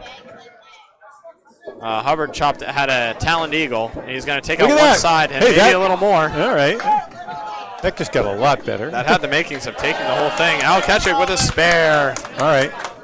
Smooth, steady, automatic. Great leadoff bowler, Al Ketchik. I think Driving I it could home learn right from Al. He throws a really controlled ball. His footwork, and he's big, but he doesn't use it to throw with excessive. Nice and steady. He lets his arm do all the work and just grooves it right in there. Extremely smooth pitch. Meanwhile, Hubbard has a pretty reasonable chance at a 10 here after I'd that. say so. That was pretty primed for it. That's his object. Spins it and gets a 9. All right. Oh, maybe not. It's racing. It's a little high. Take a 9 out of that. No problem. Hey, you got a taloned eagle like that and you get a 9, you're happy. You hit 3 objects. You hit them good. Lead is now 11 for Team USA. Yeah. One mark extra for Team USA. However, Bowlarama has the only strike on the board, and Phil Sams is about to fill it. That's right. His is a strike.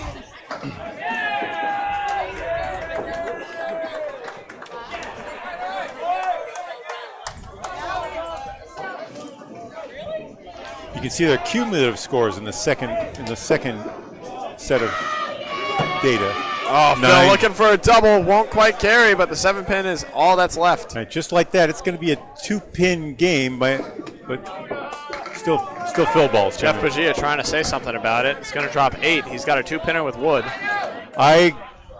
You can go naked on this. If you miss left. That's one of the ways to deal with it. Go for the pin. Or go for the pin. I'd move over to the left end and just go for it. Go for the pin. He's going for the pin. He gets the pin. Spare on strike. Phil Sams, no fear on that pitch. Big 20 bucks in the second. And all of a sudden, Bowlarama storming back. Jeff Pagia answers. Big spare to Quap by big time, baby. That's what it's all about. He's at 27. Big bowlers putting up big marks. First ball in the third coming up next. 1 pin lead, is that correct? All of a sudden. Still plenty of bowling left, though. Is our total match there is 140, 139? That is correct. All right. A couple of fills will change the landscape. Uh-oh. Oh, Phil Sams, tough 3-fill right there. He 49. carves out the 3-pinner of the 247. Jeff Pagia in the pocket. Brooklyn side drops 9. Almost dropped 10, but the 7-pin. Resolute. 36.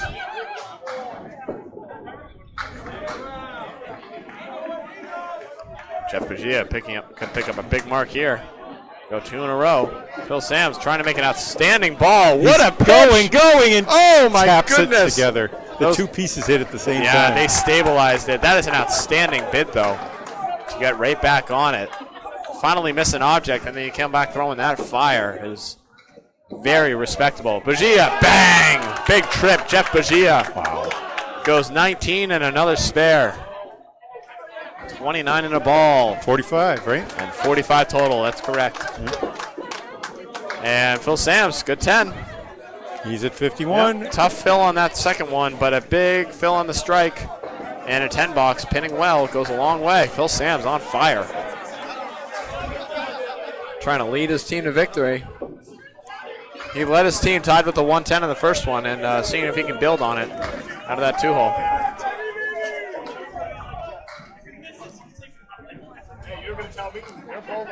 Drover time and Corey time. Drover is going to drop 7, maybe 8. Corey Alisi on his, wow, big ball on his Who's this stair. guy? Drops another 8 on it. Wow. He's got a 19 box and an 18 box thus far, 37. He's got a 2-pinner with really dastardly wood in front of it. It's not covering anything. He's going to need to go high and tight on it. And Drover misses the triangle, and it goes anyways. You don't think he read it that way? There was too much wood for that not to go, apparently. Okay. Corey tries to go as high as he can and goes just a hair too much. That wood is going to come out, and he's going to play it anyways. It's a little tough, but it's going to be a 9 box nonetheless. 46 that was through 4. No, through 3. 46 through 3. 46 through 3 is correct. He's on 3 marks. That was his first open one. Yep. I see 176. Let me see where the extra pin is coming from. I think Jeff Bajia is at 46 in a ball. Okay.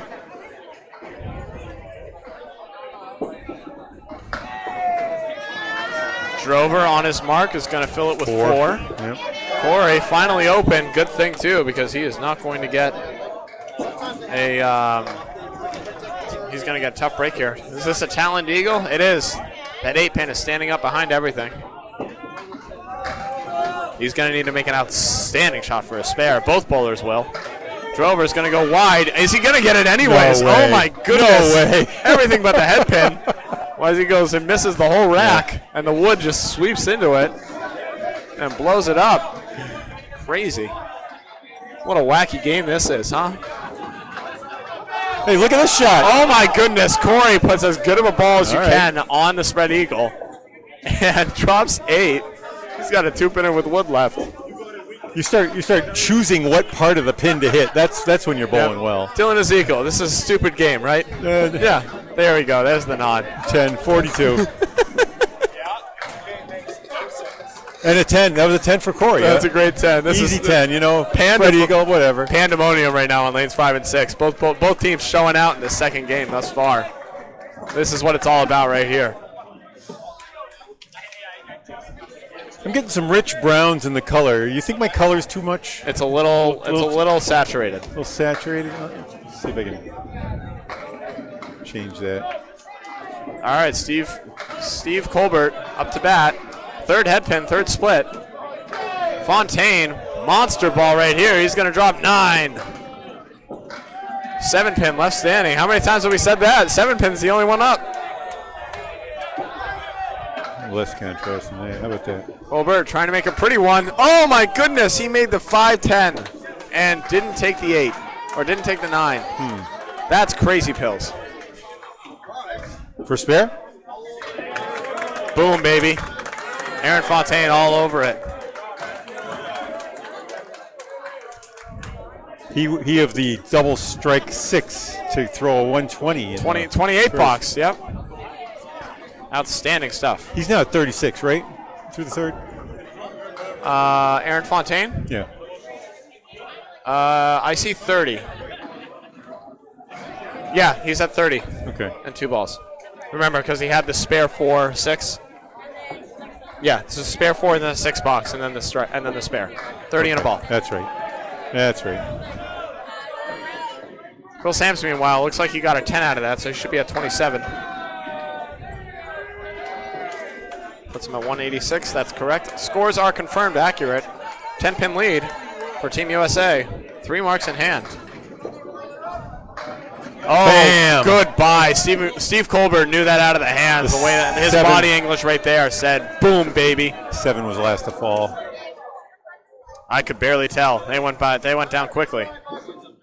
Fontaine off his object, but he's got 6 down on his fill. That puts him at 36 through 3.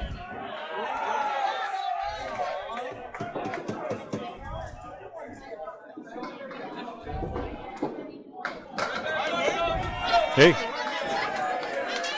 All right, Fontaine looking for a big spare here.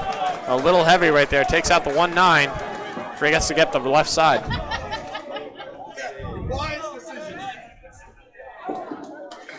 And, ooh, that one got away.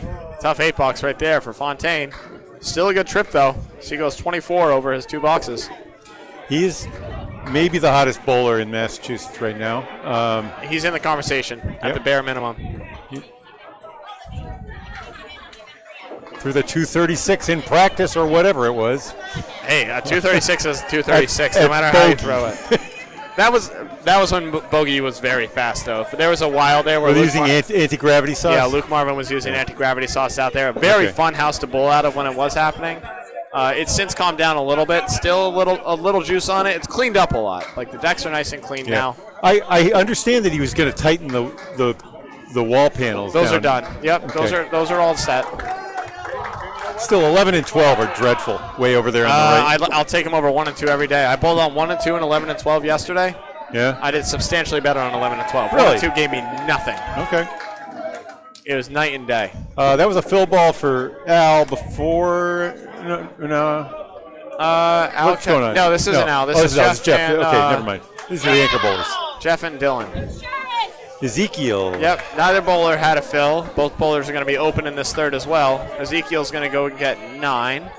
Walsh is going to get an interesting way to get 8, but here we are with 8.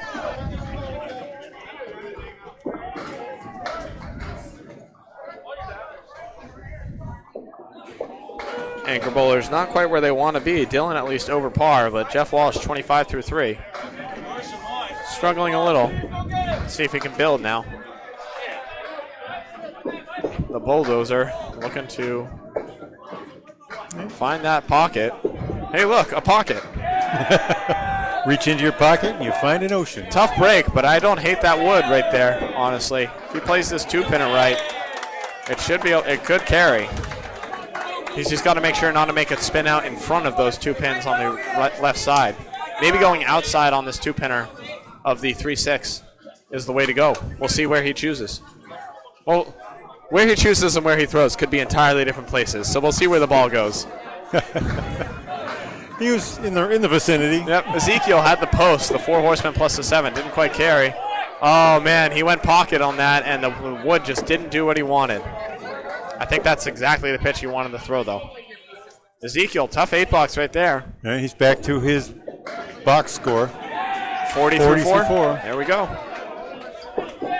And Jeff Walsh, a good 10. He's at 30. He creeps up 35 through 4. All right, Bob Lee, you want to give us a scoring update? I would say that there is a 228 to 213 lead for Team USA, who won string 1 by 50. That makes it a 65-pin lead overall. 2 spares on the board out of the 1 and 2 slot. Al Kasich and Jeff Pujea. A strike for Stephen Colbert, and we're off with the third trip through. We're almost at the midpoint of the third and final match of Election Day. Thank you, Bobo. Appreciate you. Scores are confirmed accurate as I gaze up at the screen. Al Ketchik staying steady, dropping 8 on his spare. That puts him at 55 through 4. Hey, let's give him those pins now that he earned them. Yeah. Stephen Hubbard up to bat. Reminder, if bowlers are going to be substituted, it has to be before or it has to be after the 5th box or not at all. Could also be before, but we'll see what happens. What happens if there's an injury? I'm trying to remember. That's a great question. I don't have a good answer for you. Al Ketchik is going to grab a beautiful spare all over that 2-pinner, and he's staying steady as showcasing himself as a fantastic leadoff bowler. Yeah. Hubbard going wide on his 2-1. I met him at Worlds in 20. I want to say 2020. Might have been 21. Or it might have been 19. Actually, it might have been the 19 Worlds. Mixed Worlds. Hubbard throws his second ball first and gets 10 out of it. That gives him a 53 half. Al Ketchik at 65 and a ball, though, leading the charge for his team. Of course, Corey Alici is hot on his heels. Jeff Pagia with a big fill could be there, too. I think back in middle school they used to call him one of the cool kids. I'd say so. He's certainly handling himself like one of the cool kids right now. And another good head pin hit. Look at the splash. 9 pins down. Oh, yeah, he's way too cool. He is in the zone right now, Bob. Another 9 fill in a 19 box. Puts him at 74 through 5. That's a 74 half, ladies and gentlemen. And another single pinner. And guess what? It's gone. Al Ketchik on fire. 84 through 6. And the ball. Hubbard reeling right now. Can't match the hot stuff that Ketchik is dishing out right now. He goes wide on his second ball. Looking for an out right now on his third. And he's going to get a single. Tough 7 box right there. Yeah, he said his number, 60. 60 through 6. Al Ketchik just putting the team on his back right now, setting an outstanding tone for Team USA, saying, hey, you guys can come with me, but I don't even need you. I can do it all myself right now.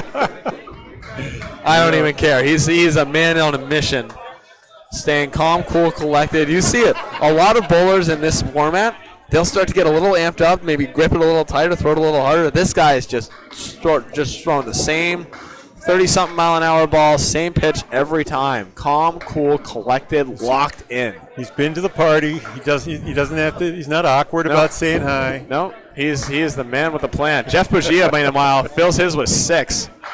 All right. Puts him at 54. Is that correct? I have 52, but double check up there. 52 looks correct. 52 is correct. Okay. For Jeff Pagia. Yep. He's going to be open in this last one. Phil Sams with a big 9 drop. He's doing a lot of work for his own team. He gets another spare. And Phil Sims continues his tirade on the head pin and on his object. 61 and a ball at the half. He could find himself in the 70s with a big fill here at the half. 8 box for Jeff Pagia. He's hanging at 60 also, but at the half. Yep. Not all 60s are built the same, though, as 61 in the ball is a little better than 60 even. Let's see if Phil can make it count now. He is certainly in the zone as well. Pagia throwing first on your right. Yep. And that's a rocket of a head pin right there. Slaps over left to right everything, but the 7th pin. The wood went away, though. It did indeed. He's going to have to make it clean. Phil Sims. Just 4. Just missed. He's got a 6-pack left standing. 4 Phil puts him at 65 at the half.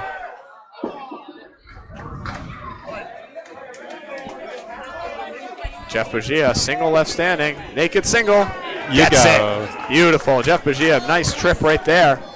He's at 70. Phil Sims. Just misses the head pin. He's going to get it anyways, though, as this wood's going to rock it up for it. It's moving. It's rolling. No, it doesn't have the gumption. And stops. Does not have the gumption. All right, he's going to have to play the wood on the right. And he's got a wide open channel. Okay. He sees it. It rolled away. Yep. Right.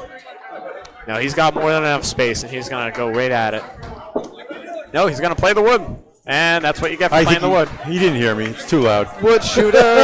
Oh, no, absolutely not. It is raucous. Impossible. I can just hear you because of the electronics. That's correct. It would be hard to hear outside of it. That ended up being a 674 then. No. I see 70 and a ball for Jeff Pagia and a 74, yes, for Phil Sims. 74, okay. Let's put him in the 6th, though. Yep. Drover and Coriolissi both open through 4. Lead is 36 now. You want to pull it back. Yep. Pull it back if you're Bowlarama. Yep, that's the United States Open, by the way. Both bowlers not on a mark. Okay. Chris Drover, tough break here. We're getting choppy frying action on the stream. We're trying our best. Okay. I'm going to keep going like it ain't even there. Coriolissi has yet to find the head pin through 2 balls.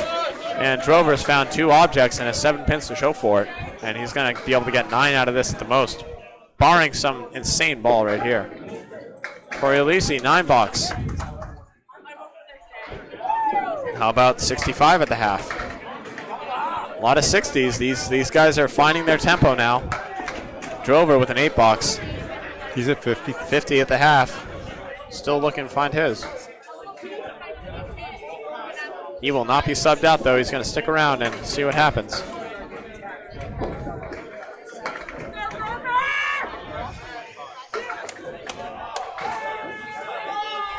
Corey, who started off his substitution with 3 marks in a row.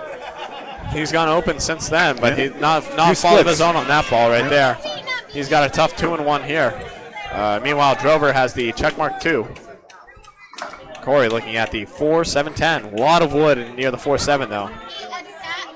Just chuck it into that end. Just chuck it right into that mix and see if something breaks up and carries over. Yeah, I don't mind hitting the tip. I might. I don't mind hitting any piece of it. Just give it a ride. Maybe a little too fine right there. He can't quite carry anything over. Yeah, the signal has chopped up into nothing for us. Yeah, it is what it is. We're going to make do with what we got. Both bowlers looking at a single pin for their 10 box. Corey gets his. 75 through 6. Meanwhile, Drover. That wood's in trouble. That's a blocker. You gotta go high and pray. He's gonna go high. Oh, what a beautiful shot for a 10. Drover played it perfectly. Done. Nicely done. That is a much more challenging 10 than it looks for you folks. I guarantee that. I mean, you can get lucky and pound it into the wall and take it out, but that was the way to do it. That's pure luck, though. The way that he did it was raw skill. There's too much math trying to throw it off the wall for you to be able to calculate. Meanwhile, if you corner cap and shove that right back, it's gone, baby.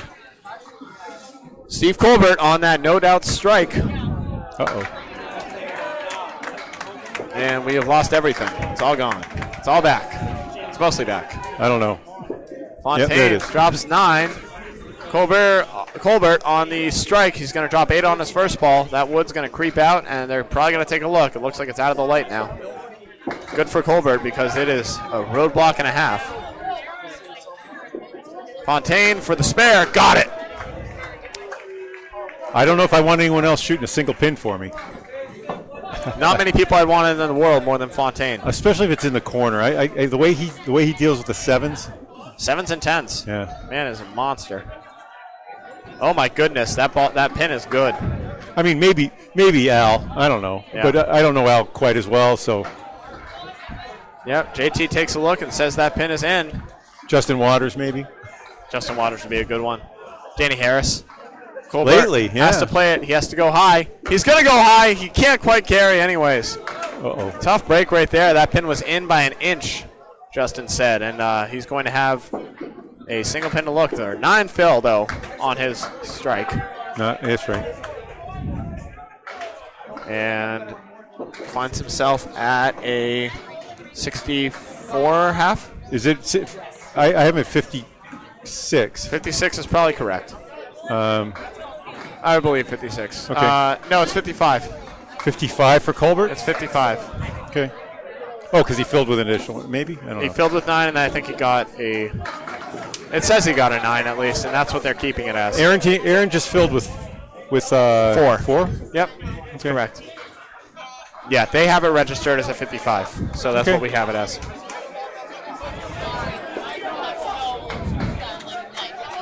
Man, Fontaine goes wide of the head pin right there. He's going to have to make a pretty out ball right here, or just go for the triangle and settle for an 8. We'll see what he chooses. This is live at Leda Lanes, Candlepin Bowling Network at the ICC World Championship here on Election Day, November 5th. This is match 3, the final match of the day for the bowlers. This 8 more to come on Wednesday through Friday. That's correct. Fontaine, tough 6-box right there as he plugs the head pin into the bleachers, and a 9-box for Colbert. So 64 for Fontaine and 64 each, right? 9-box for Colbert puts him at 64. Interesting. That's the breaks. All right, so 30-pin lead for Team USA. They need to put the hurt on here. They need to take advantage of the fact that Bowlarama, they've been beating Bowlarama by 50 pins a game. Yep. Just head-to-head. They're head-to-head now, but when I was looking at the records, Jeff Walsh. Their averages are significantly higher on the day. Jeff Walsh, 9-pin drop, and he gets it. Uses every piece of wood that is on the plate. And it goes. And oh man, he tries to make the 1-7-10. He makes the 1-7, misses the 10. Dylan Ezekiel looking for the 10 for a 10. And we'll settle with 9. Okay, he's at 49 at the half. Yep, Jeff Walsh had a mark.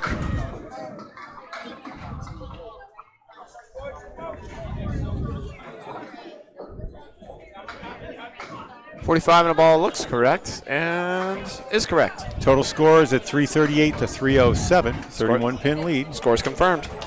And our feed is just a little choppy. That's all we're doing our best. Jeff Walsh, another thunderous 9-pin drop. Big 19 box. All right. See if he can go get another. Dylan Ezekiel off on the 3-pin, or the 2-pin, apologies.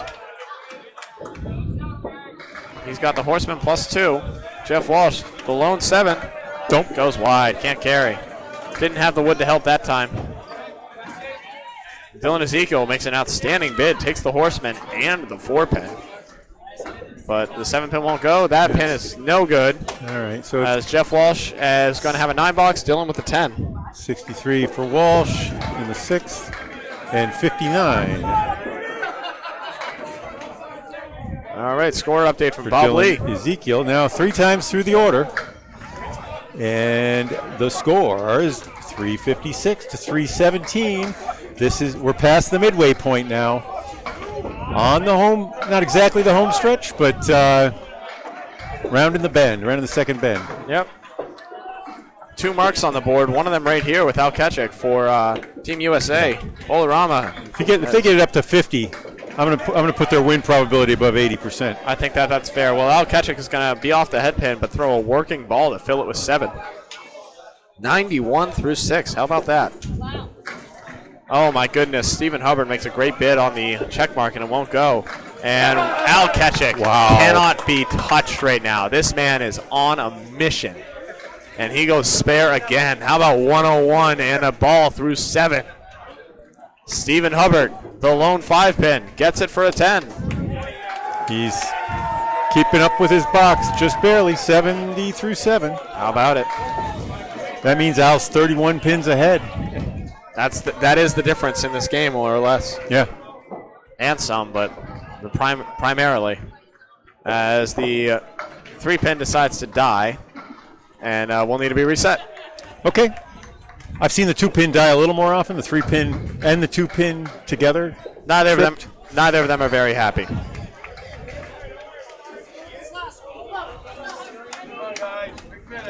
All right. That first game ended up being 50 pins, and I think that was the biggest lead of the match, of the game. It was well, it was because of Aaron Fontaine's 28 box at the end. Right. Really blew that open. Yeah. It really didn't feel like a 50-pin. It was not until it was. Yeah, it was a 20-pin lead, and then all of a sudden it was a 40-pin lead. Okay, Al's got his work cut out for him. Hit a pretty one, but it didn't do a thing. That's a great pitch, but it's a 6 fill nonetheless. 107 through 7. And he does have some wood on the deck, though, and the way he's throwing the ball, there's not many people I want on the face of the earth to try and throw a bit at this. All right, why not? Than Al right now. I bounce it off the eyeball, punch it in the nose. I don't know where he's going to go. He's going to make a good bid at it, though. It was an idea. That's a good bid. Huh? That's a really good bid. Al's finally human. He's going to be open after going 4 in a row. I don't think you easily see this one as a 2-pin. I think you go play the pin and try to squish it over. Get the 5-pin. Yeah. Just try and hit the 5-pin square, and if you hit it with a little bit of an angle, you might be able to shove something over. Dave's got an update for us. Dave, you want to fill us in? Hubbard with a 9. I need to make a run. Want me to sub in for a few minutes? For now. Yeah, I'll probably get going pretty soon. Sounds good. Yeah. As long as you guys are good for now. We're good. Yeah, we're Peterson until the end. Hey Dave Peterson. Oh, I'll be back. I think I'll be back. You think you'll be back Friday? Come back Thursday.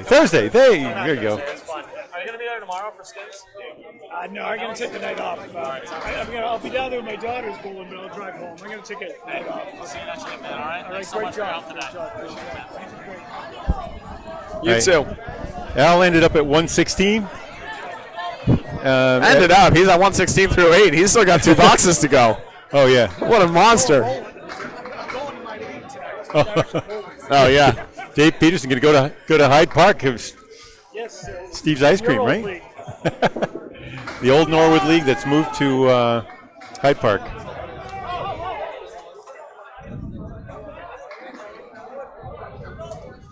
Some great years there. Norwood Sports Center, of course, closed last June.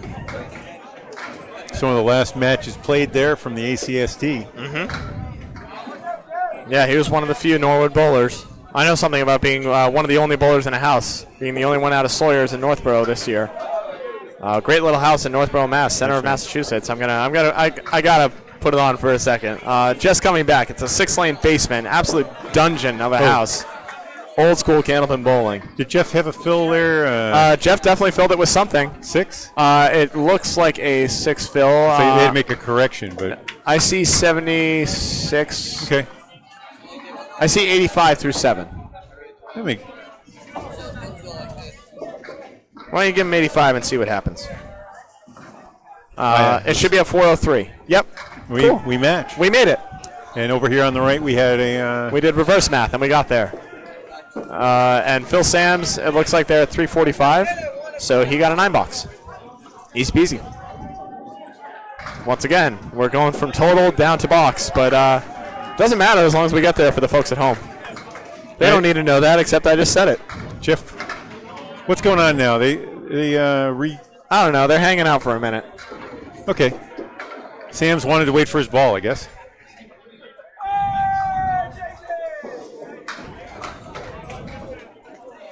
Lead is up to 58 here in the second. Team USA won string 1, 550 to 500. Good ball there, but a parallel set of pins. That's the 4-7, 5-8. Yeah, that's a mean leave right there. That means you threw a good ball. It just didn't quite mix. Or you got the hay bale and you took out the front pin, which is the wrong pin to take in that situation. We have the horseman for Jeff Bagia. That's a pretty good ball from Phil, but it won't quite carry. Try to splash that triangle into it. That's best, I think, you can do on that. Bagia's right.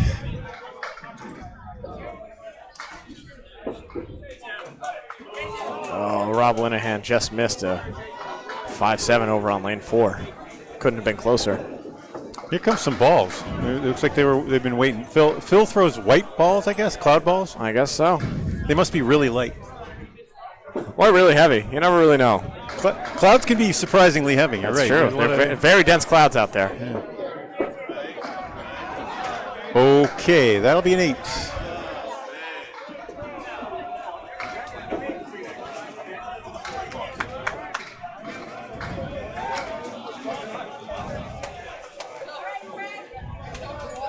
$94 for Bagia through 8. And the lead is 59. Thank you very much, sir. Team USA. Jeff Walsh and the Bulldozers with Aaron Fontaine, Corey Lisi, Jeff Bagia, and Al Kasich. Trying to, I think they want to sweep. They taste it now. Oh, of course. They got to take it one box at a time, though. They still got a whole other game after this one. Oh, Corey, that was a split. What happened? How did that happen? Absolutely blew it up with a working ball. Instead, he's got a 3-pinner with a plank. Now, the plank is at a slightly odd angle. I do think if he goes a little red line or higher, it should go. Drover. Boom, baby. Blows up the lambda. Goes 70 in a ball. Corey, a little low. Carries anyways. Corey with a beautiful shot right there. He's up to 85. 85 in a ball. Everyone's got a ball that's up there right now. They're the only ones with balls at that. Let's see how they fill it. I like the bowl with balls. Well, generally we do. As in the men's worlds, it's kind of important. Well, it's not the men's world. It is world. It just happens to be men that are bowling on the teams. If you were a 19th century gentleman, would you like to go to balls? I think so. I don't know. I don't quite get the dancing. It doesn't look that. I guess they were restrained enough. It's the style of the time, Bob. You got to get into it. First time I read War and Peace, I was like, what? What are they? They have these long stretches in the Moscow ballrooms. I still have yet to read it, and I don't know if I'll ever get to it. Well, one of the things that freaks me out as a somewhat literal person is that they seem to be able to read each other's minds from across the room by the movement of their fans. And I was like, wait, are other people doing this? Can they tell what I'm thinking by looking at my eyes? That's wild. Grover fills his with 9, maybe 10. No, won't go. 7 pin left standing. How many times have we seen that today? I was told it was just a device, though. I'm sure, yeah. Corey Alisi has a tough 4 fill on his spare. All right, 4. So, I'm sorry. 9 for Drover. Yeah, okay. And 4 for Corey. Thanks for reining me back in, Frank. That's all right. We gotta. It's a long day. We gotta keep each other in check.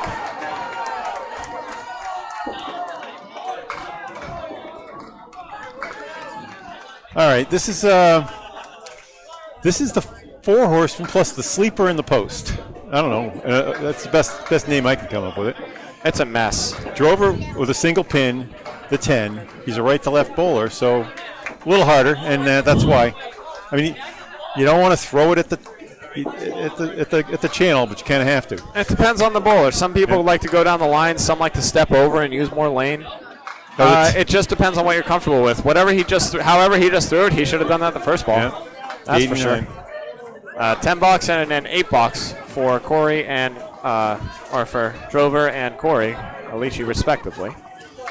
As we are approaching the home stretch, 4 boxes to go until we hit 2 boxes left down the line. And Team USA is maintaining / building their lead. It's up to 52. Yeah. And plenty of room to go. No marks hanging.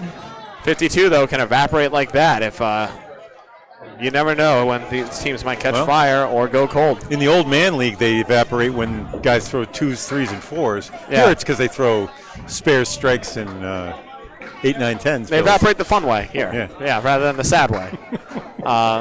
Colbert puts a great bit on his. He's going to have an 8 drop. And it didn't go. You look at him. He's debating. Colbert says, yep, same shit. Is there justice? Is there justice? There's That's what no he's justice asking for him. He's had a couple of those that just haven't quite gone. Aaron Fontaine makes an outstanding bid at his Lambda +2. Can't take the 2. Takes the Lambda, though. All right. I would like to rest him now. I don't see Fontaine throwing the great Fontaine ball right now. Yeah. See? Just skates by. He hit the pin, but it didn't fall. And that he's throwing really well. It's just it's not the same. He's so good that it's weird to see him miss like that. It's not the same. You're right. That ended up being a 9. A 9 for Colbert and an 8 for 9 for Colbert. Right? 9 for Colbert was correct, and an 8 for Fontaine. I don't know. We're okay. We got it. We're almost there. I've watched a lot of bowling. It's a little bit like that War and Peace thing where you think you know what other people are saying and thinking, doing, just by looking at them, and maybe it's not true. It's a device. It is indeed. It's a broadcaster's device. All right, let's get off War and Peace now, Bob.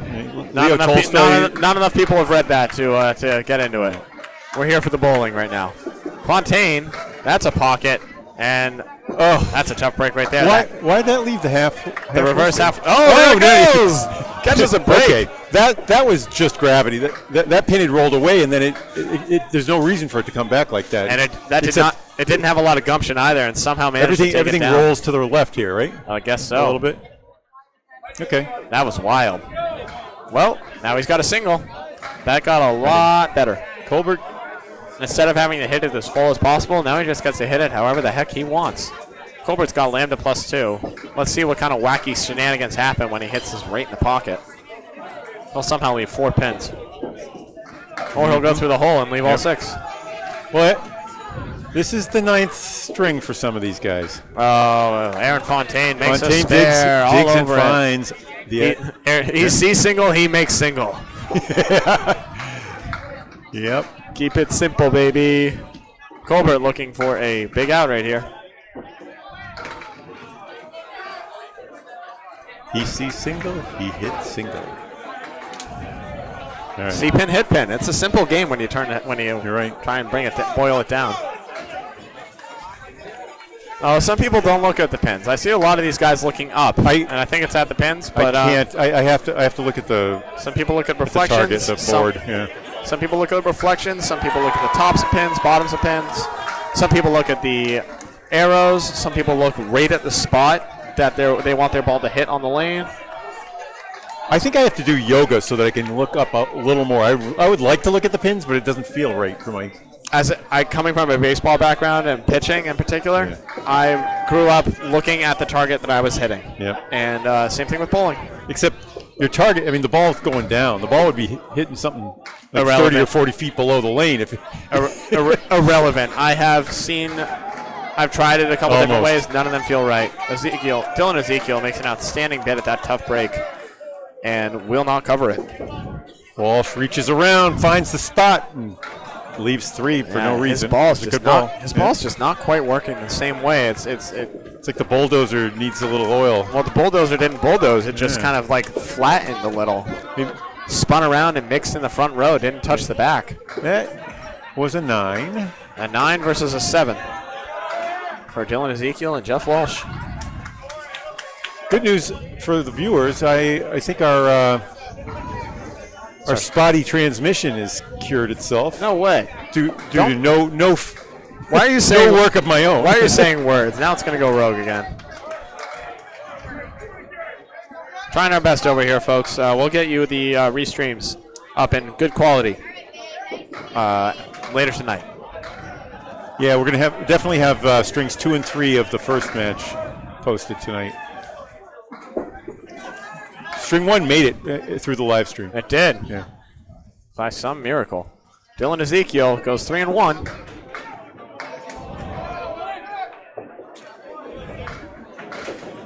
Jeff Walsh.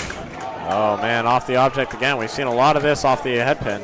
I hate that for more. I really dislike throwing that ball. Bundle of 4. This is a very tough bundle of 4 right here. Dylan Ezekiel tries to make the cut and just misses it. I do it so often that I've been able to make a few of these, but not many. I've left that a lot at CPL in particular. That's a very CPL leaf for me. Good ball, but nope. I figured out how to hit it right for it to go. I kind of play it the same way as a half Worcester, and it generally does crumble when I hit it right, but it's a very thin margin. 9 and 8 for Dylan Ezekiel and Jeff Walsh as we hit the home stretch of the second game, and man, it looks like Team USA is running away with it. Bob, why don't you fill us in? Well, it's 51 pins in this set. It was 50 pins in set 1, so it's 101 for the total. But the only mark on the board is that 9-drop pickup from Aaron Fontaine. So let's estimate it's going to be about a 57-pin lead with a string to play. Al Kishik is in on the 3-pin, leaves a Kaleri, right? Yep. I would say that the chances of winning the string for Team USA are over 80%. With Hubbard just missing on that strike eligible ball. Yeah. As people celebrate Chuck DeRocher's making a single on the other lane. A little mockery in that cheer. He was cheering right along. He was cheering right along with them. Stephen Hubbard picks up a spare, grabs a single. Rob Linehan just made the 5, 6, 8 clean for a 10 box. That was stunning. And Al Ketchik grabs a 10 box of his own. Stays hot. 126 through 9. Let's see if he can get a mark to go to 140. Something tells me he will.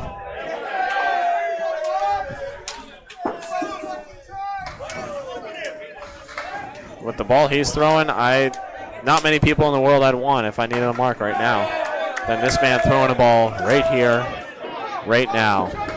See, one pin, man. I spoke that one into existence. That's on me. That's a quarter Worcester, folks. First one of the match for either team.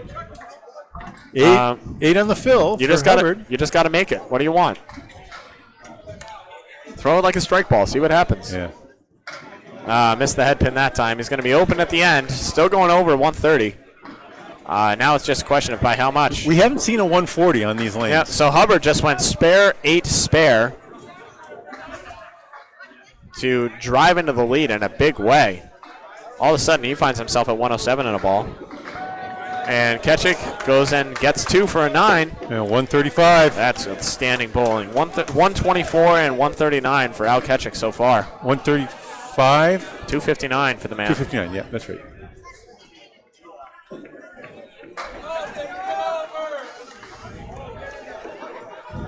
Nice job. That's outstanding bowling. And looks like Hubbard's going to drop 6, leaving a diamond that he doesn't have to shoot. That is a 113. All right. For he was Hubbard. below his number going into this last set. So hey, that's a great trip for him, though. He gives him some gumption picked up going into the last 14 string. pins on Phil. And Chips away the lead. All of a sudden, it's all the way down to 36 from 51. If they keep doing gainers of 15, they are back in this string. I'll tell you, if anyone throws a double, the roof might. Well, Phil has been the hottest bowler earlier. He's hit a little bit of a. Phil has been their best bowler overall, I think. He may not have the biggest score at the end of the day, but he's been throwing the most consistent ball.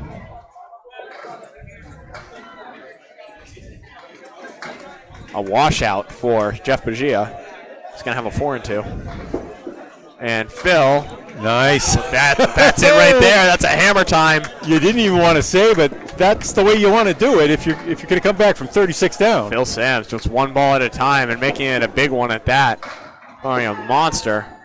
Jeff Bagia is going to go wide. He's going to be open, and all of a sudden, daylight for Bowlarama as they move on into the home stretch in style. Here you might as well go for the head pin because you're going to get collisions, but yeah, how about that 10? Oh, that's an outstanding 10? 10 box. Yeah. Very hard fought for Jeff Bagia. Throws one good ball that makes it count. Grabs them all. Let's see. Now he's saying, hey, just throw that ball again. Keeps the lead at 36. Easy peasy. Nothing more, nothing less. And we'll see what happens. Although Phil Sams. How many marks has he got there? In general? I couldn't tell you. Let me see if I can count them. 1, 2, 3, I think 4.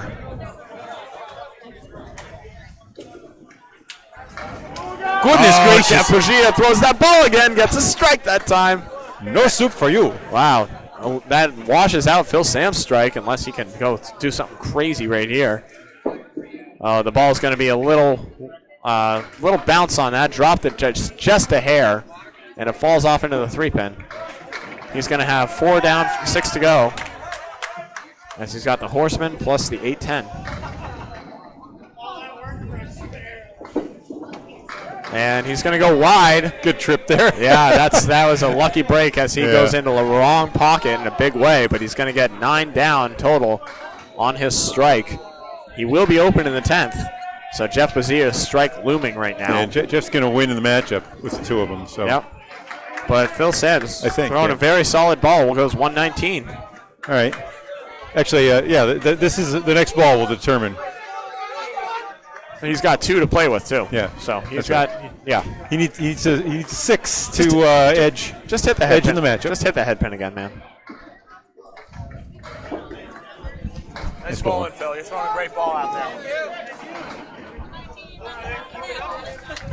And that one got away. Thankfully, he's got another to go. 2 pins down, 8 to 8 left. They're all in a bunch. As far as 2-pinners go, that's not the one you want. It means you threw a bad ball, but you prefer that over the 1-5 because it means you can get a bunch more. Okay. Just like that, all of a sudden he turns He takes it. He turns 8 pins left into 8 pins down. 122. There you go. Jeff Bagia pulls out a head-to-head victory. And that puts him at 230 after 2. Lead stabilized at 36. Looked like Phil Sams might be able to make a huge run with that strike, but big answer from Jeff Bagia. Coming right back. The amount of drama that can happen within the span of 2 boxes, man. It's crazy. Here's Corey. Started El Fuego. He's a machine right now. He is back on it, back on his object. He's got a 2-pinner. He's got wood. Okay. And I like Drover's extension, but I think he takes that ball back a little fast for my taste. I agree. I've been trying to slow down my backswing. It's been helping me. He rips it back there. Bounding, bumbling. It can hit it. You can hit it, and it's going to be a beautiful thing. But Corey picked up his spare, by the way. Ho hum. Oh yeah. Oh well. That's his 5th mark? I believe so. That's 107 in a ball. That's a great 10 from Drover as he let that first ball fly into the ocean and is right on his object for the next 2. All right, 99 for Drover at the 9th. Yep. Both teams bowling a lot better in this second match. It feels like, at least.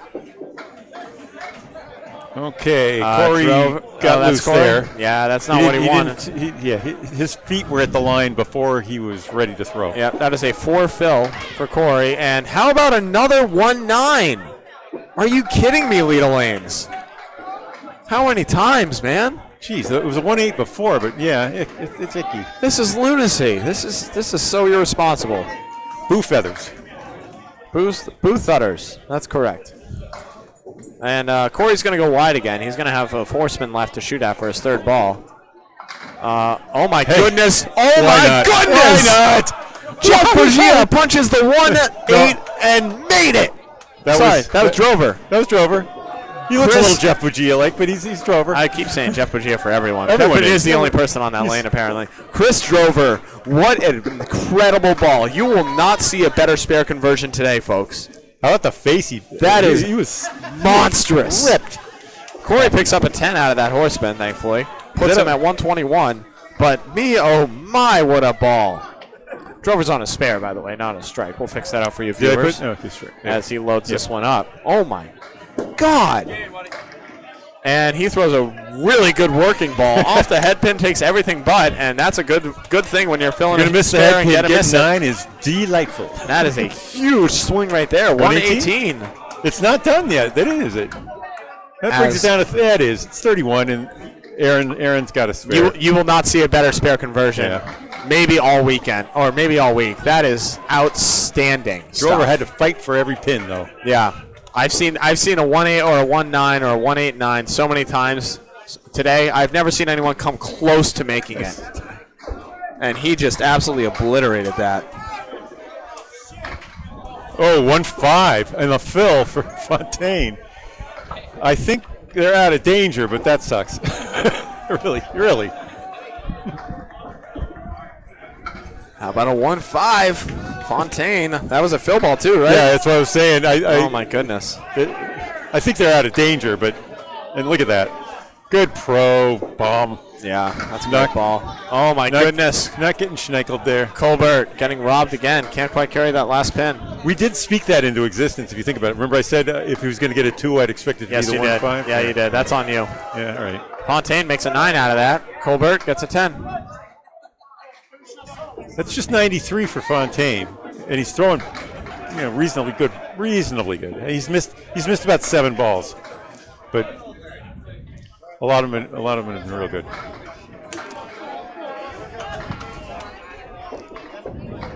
Colbert ended up with a what on that? Colbert had a 10.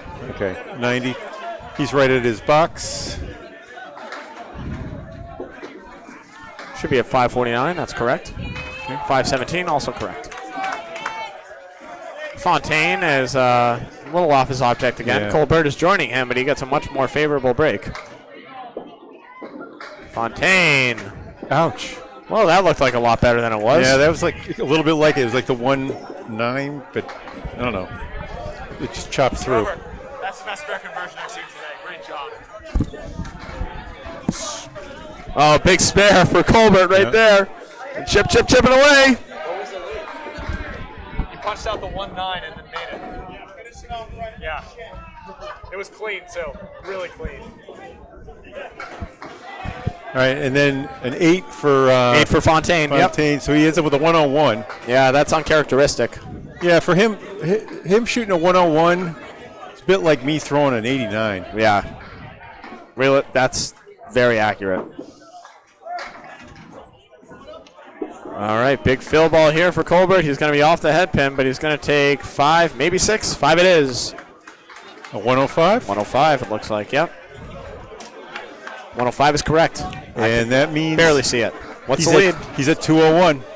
All right. He's caught up to his boxes. 25-pin lead. Team USA should be able to hold on, barring a double strike now from Dylan Ezekiel, and also Jeff Walsh not marking. Both anchor bowlers have been struggling this string thus far, both under par. Yeah, well, Dylan, and Dylan subbed in for. Well, he's been in for the whole string, but yeah, he said. But as we look at the total, oh yeah, it was an 86 out of the anchor spot in the first game. Yeah, total. That was David Cooper, correct? That was David Cooper. That's correct. Ezekiel has a good break right here and a decent leave. Jeff Walsh had a tough leave right there. 1, 2, 8, 9. He takes out the 2 and the 9. Dropped it. Yeah, Dylan Ezekiel let that one go a little early, and that's just about going to seal it up. Good 10. Good 10 from Jeff Walsh. So Jeff Walsh needs to get 4 box, and Dylan Ezekiel needs to throw a triple strike as he 10s out as well. That's the ball he wanted to throw right there to take 10. It's a good split conversion. He wishes he threw that earlier. All right, we're winding down to the last box of the second string. 1 to go after this. Candlepin Bowling Network. Nice. Jeff Thunderous 9 seamlessly drop. takes 9. He takes 9, and his team takes 2. That'll All do right. it. 4 points for Team USA Put him up there. to none for Bowlarama. And no double strikes, so the lead is going to stay in the double digits for the string, and in the most likely 70s. Could trim to 60s. Nope, Jeff Walsh is going to get a spare. And keep That's him good. at an arm. Gets him in 3 digits. That's what you He's want. going to keep him at an arm and a leg's reach. Dylan Ezekiel going wide. He's got 6 pins to shoot out for his third ball. Gets 2 of them. He'll be under. A 110. He'll be the Left sole man standing in double digits. Yeah, that's an 8 box right there for Dylan Ezekiel. So 95 in string 2. 549 is what I have for them. Yeah, you see the slot there. That's Dylan and It should be a 94 for Dylan. really? Yes, Okay. that's what I see. And a 7 fill for Jeff Walsh. Puts the game away. 105. 105. So 584 to 549 is what they say. 584 to 549 is what we say. We got it right. All right. Let's copy it and move on. Beautiful. I'm going to step away just for 1 second. I'll be back for the third string to start, okay? All right. I'll grab you subs as well if they're happening. All right, as we move to the third and final string.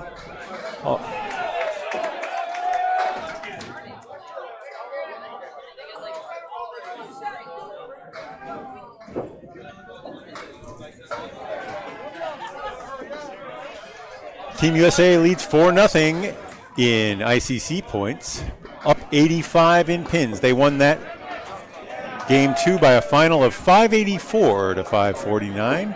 They won game 1 550 to 500. Game 3 will be up next. Duncan MacDougall is up around the scoreboard, making sure that he catches any changes. Hey, we're going to see a little bit of Sean Sears for number 5. Jeff Walsh, I believe. I'll put him in there and confirm it with Duncan.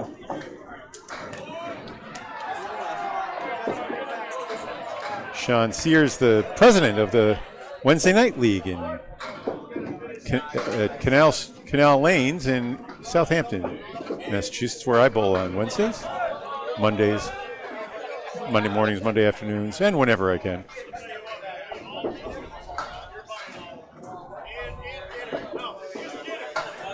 First ball from Hubbard is the Dread Eagle. Al Ketchik on the 5 and 9. Good lead. Uh-oh, down in the bunny hole. Ketchik keeps his balance pure, and following that 135, he's underway again with a spare. Man. Al Ketchik. I got to say his name right, but I want to be a member of the fan club. That's a 6 for Hubbard. And just like that, we have a 4-pin lead plus a ball in the first box. So I saw by hand signals Sean Sears is moving in from number 5. Cool. Is that it? I believe so. I'll double check for you. Dylan, maybe check on. I'm not worried about it. Check on Bowlarama. They all have their names on the back of the jerseys, so I'm really not worried about it. I'll keep an eye out for it, and we'll make adjustments as we go. Hubbard, thunderous 9 drop. Looked like 8, and it's going to be 9. Ketchik's fill ball is wide right. Yeah, for 5. Ketchik is struggling to find the head pin a little bit recently. Still throwing that same smooth ball, but not quite coming in. All right, Hubbard's that pin is out in front. It could go back straight, but if you hit it on the left side, it could go back the wrong way. Hey, doesn't matter. He had enough cover. No, he drove it right by. That was good. Beautiful. Oh my goodness, what a ball by Al. Won't quite carry. No fault of his own. The only problem is he should have thrown that ball first. And goodbye. 10 box. 25. Pin perfect for Al Out. Ketchik. Through 2.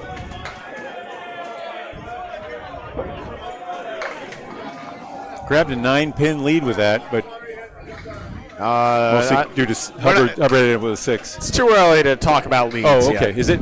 Yeah. Even the 85-pin lead in the I mean, total? if someone's somehow 85 through 2, and, then we'll talk. That's something that means we got our math wrong. Happy Election Day, everyone. Phil Sams, for better or worse, here we are at the end. Phil Sams going to drop 4 on his first ball. Jeff Bugia, both Good two ball. bowlers riding it out. Good ball, tough leave. Oh, I don't hate this wood though. Not at all. I think you go high on that one in front. Not the one in the middle, the one on the far left. No. Okay, yeah, you're right. It'll go. I think so. You just need to force that pin back because you just need to get it. I don't know if the 7 goes, but 7's the one. 7's the one that's hard. We'll see. I think that's where he's going to aim it. Oh, yeah, right there. boom. Oh, buddy. It turns out it was the 4 that was last to fall. Oh, that was sick. All right. That was pretty cool, yeah. The only thing cooler than calling that shot is making it. Yep. So Jeff Pagia, the coolest guy in the house right now, even though I told him where to go. He didn't listen. No, of course he couldn't not. hear you. No, he didn't need to. He's a way better bowler than I am. We were covering an ACST match, though. People listen. they can hear you. And sometimes you change the game. Yeah, those are the rules. It's like, oh, he doesn't think it's covering. Okay. Well, I'll call it the same way any time. It's up to them to be able to make their own They judgment. can't see the pin cam. No. They really, sometimes, depending on how your vision is, too. That's true. Phil Sams is going to drop 9, almost a backdoor strike for him. Now, Bagia and the Phil. Yep. It's going to be off the pocket and a that's washout a 3, Phil. man. Ugh. Gross. Ugh. It's green slime. Yeah, 13 boxes are technically better than 10s, but they don't feel better than 10s.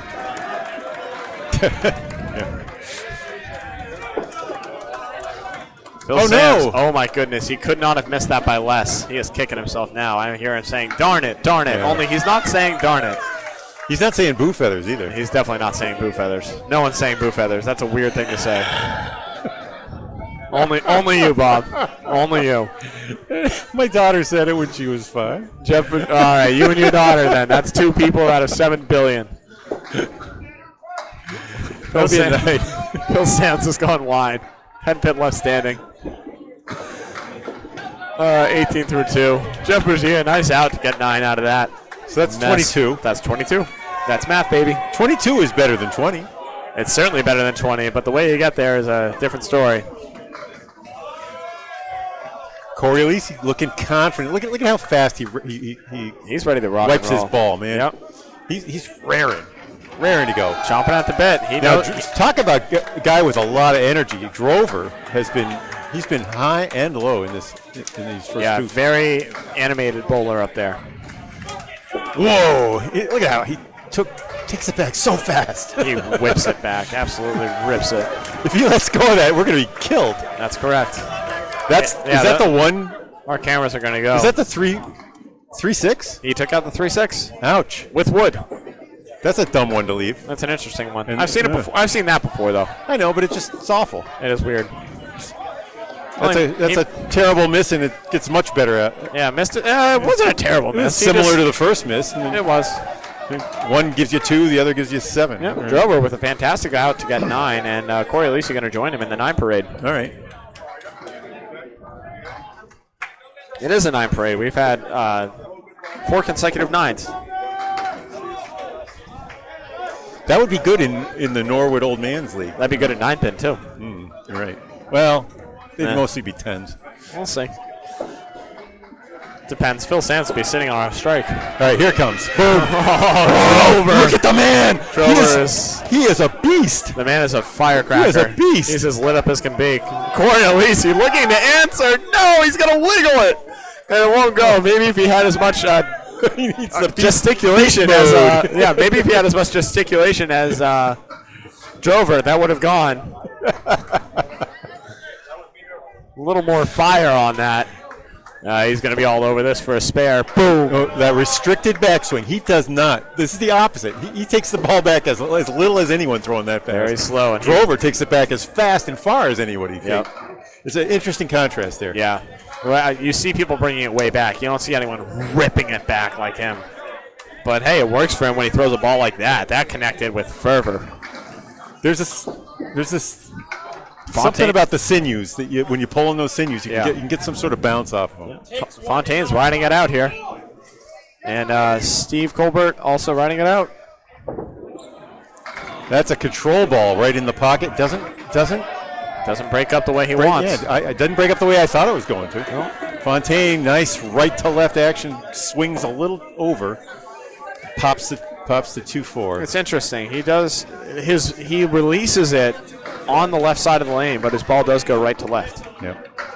Oh, Colbert sends something over, but it skies. And that's what you're moving toward, isn't it? It is.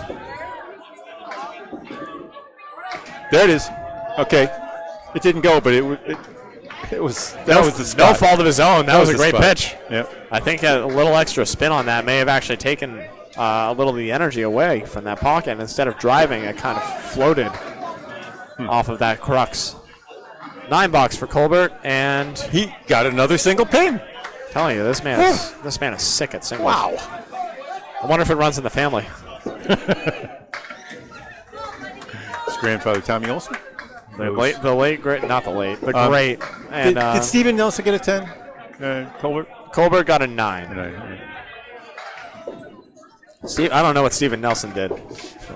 That's up for Steven Nelson. Hey, shaking back. Kicking it heck over. Oh, no. Wow, look at that stand. Fontaine is going to drop 8 of his own. Yeah, there's thunderous fashion. Some reason there's not that kind of late action. Oh, Fontaine's got weird wood. He's got to cap it. He has to cap it. Yeah, I don't think it scrapes by. Colbert, bang. The ball could do it, but no, Colbert, he's got to cap it. He knows it. He can do it. He's pin perfect. And look at that. Oh, he goes around it anyways. 19. I'm a fool. Right. He goes and gets it for a spare. Goes right around it. 20 in a ball. Oh, that's an outstanding ball from Aaron Fontaine. That's why he's better than me. Most of these guys, pretty much all of them are better than me. Yeah, they are. They got picked. You didn't. That's correct. There's a reason for that. You'll be picked soon. I hope so. We'll see. You get that Fontaine drive figured out. You got the same length. Just have to steady some things out. I know I can't be at that count. I mean, I threw a 691. That wasn't by accident. Yeah. I just needed to be able to do that. You got loopy for a while. A little more consistent.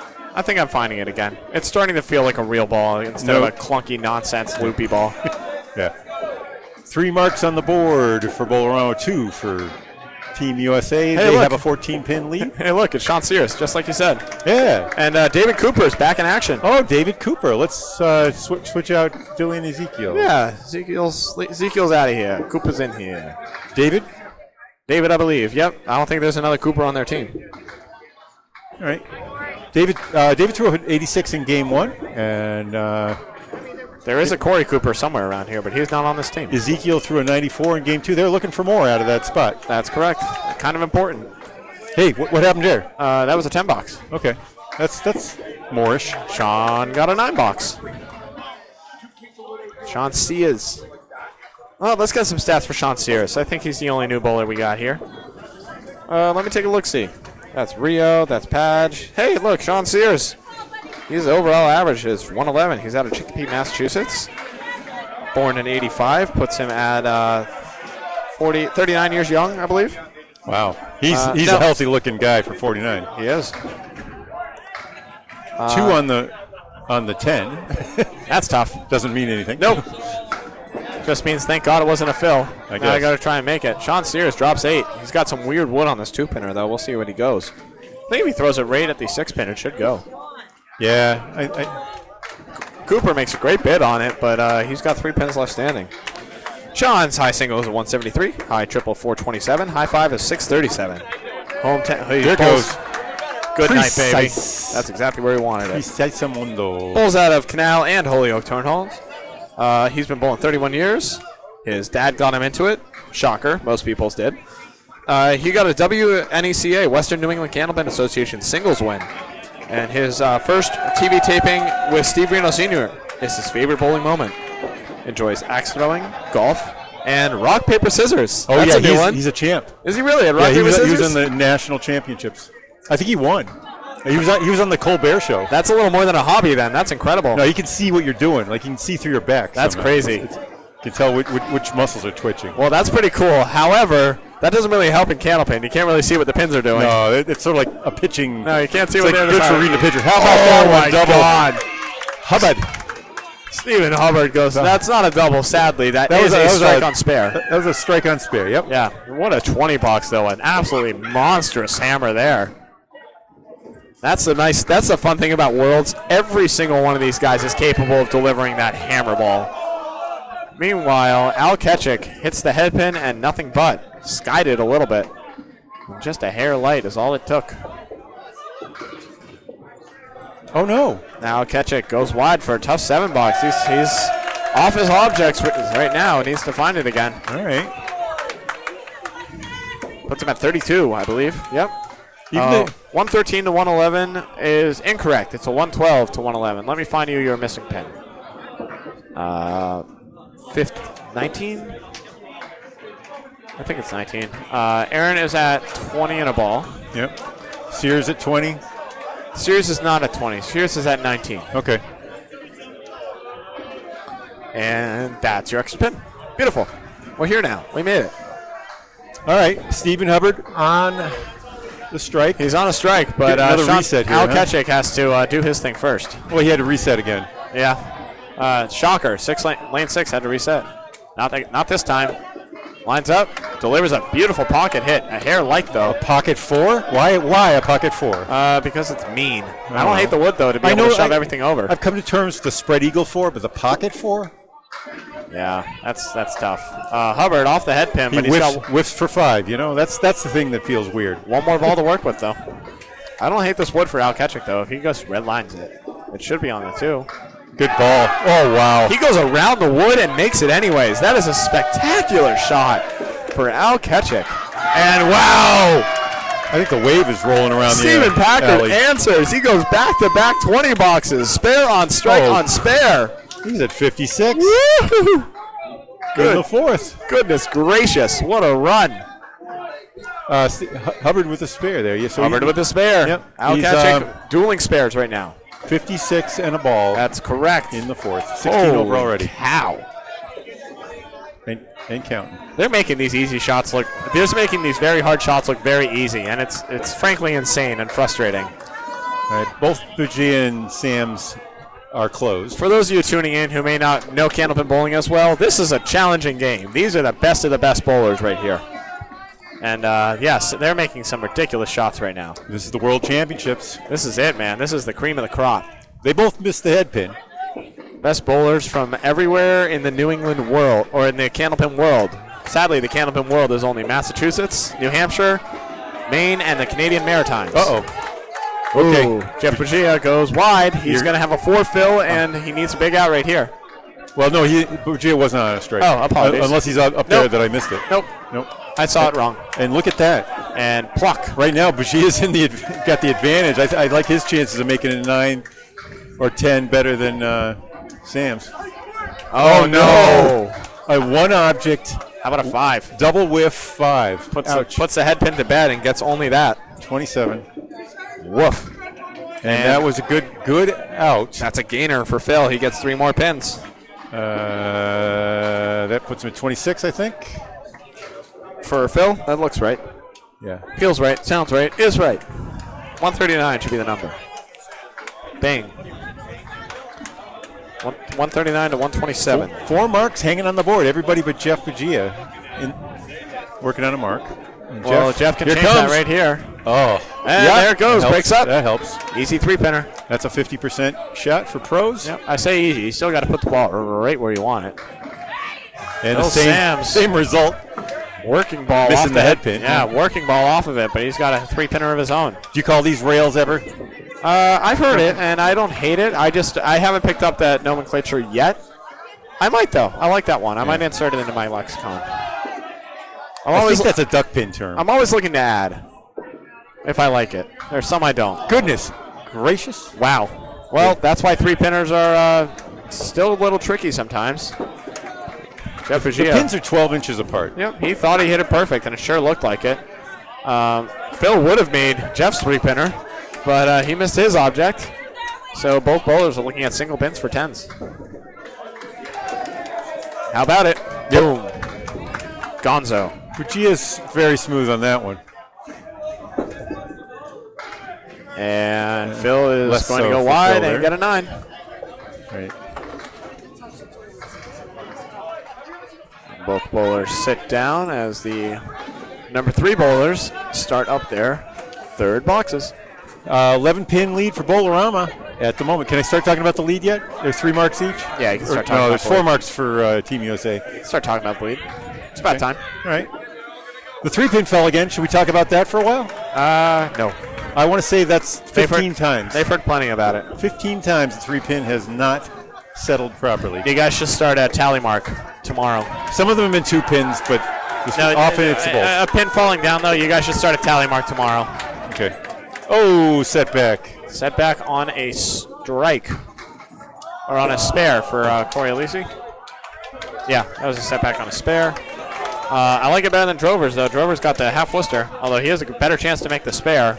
Corey Alisi tries to make that wood spin. Instead, he drives it back. He's going to be open. Second fill ball. Oh, no. That Full is, Worcester. that is my first full Worcester I've seen today in 9 matches. I saw one. It was up here before. I don't know who it was. Drover. Good. Got 7 out of that. That's not terrible. Yeah, 7.5. Tough 4 fill, though. Yeah.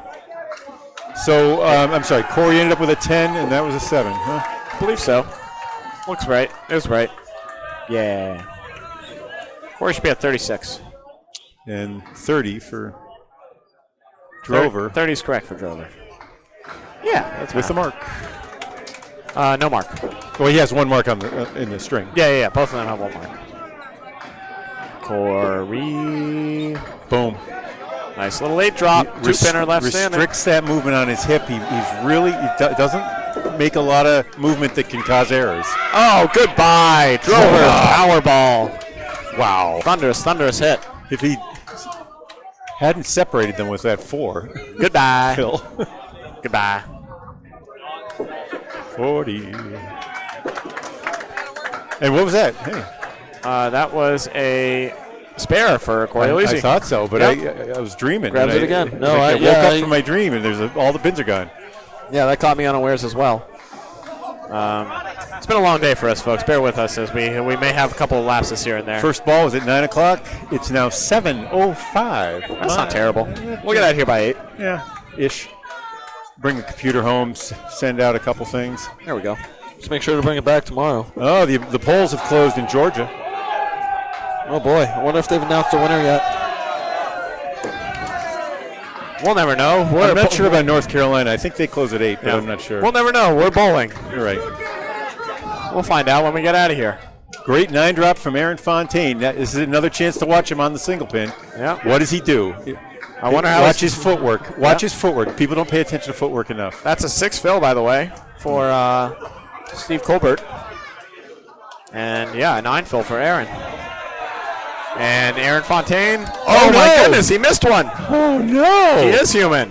What's Colbert. wrong? Oh, barely missed his. He says, yep, same shit. I'm sorry. Did you say shit?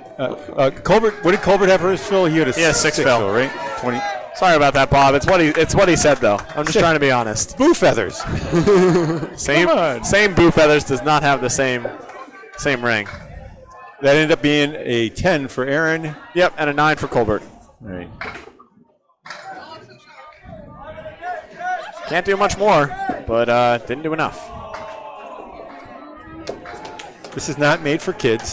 The game is made for kids. Yeah, sorry, The folks. broadcast is made for This is the World Tournament. parental It's not guidance. It's not You're quite fine. rated You're G. fine.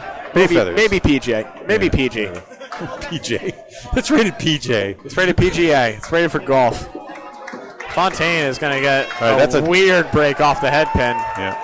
and Colbert's going to get a worse one. 3 pins pinched together in front of the I actually really love Aaron's leave right here. You? Where are you going? I'm going red line on that wood, right nestled on the 5-pin. Okay. I think it's on the 5-8, and if it is, it'll sweep everything. That's where he's going. Oops. Oh my God! Look at it wrap around that pin, and it just didn't quite take enough energy over to it. Wow. Shows what I know.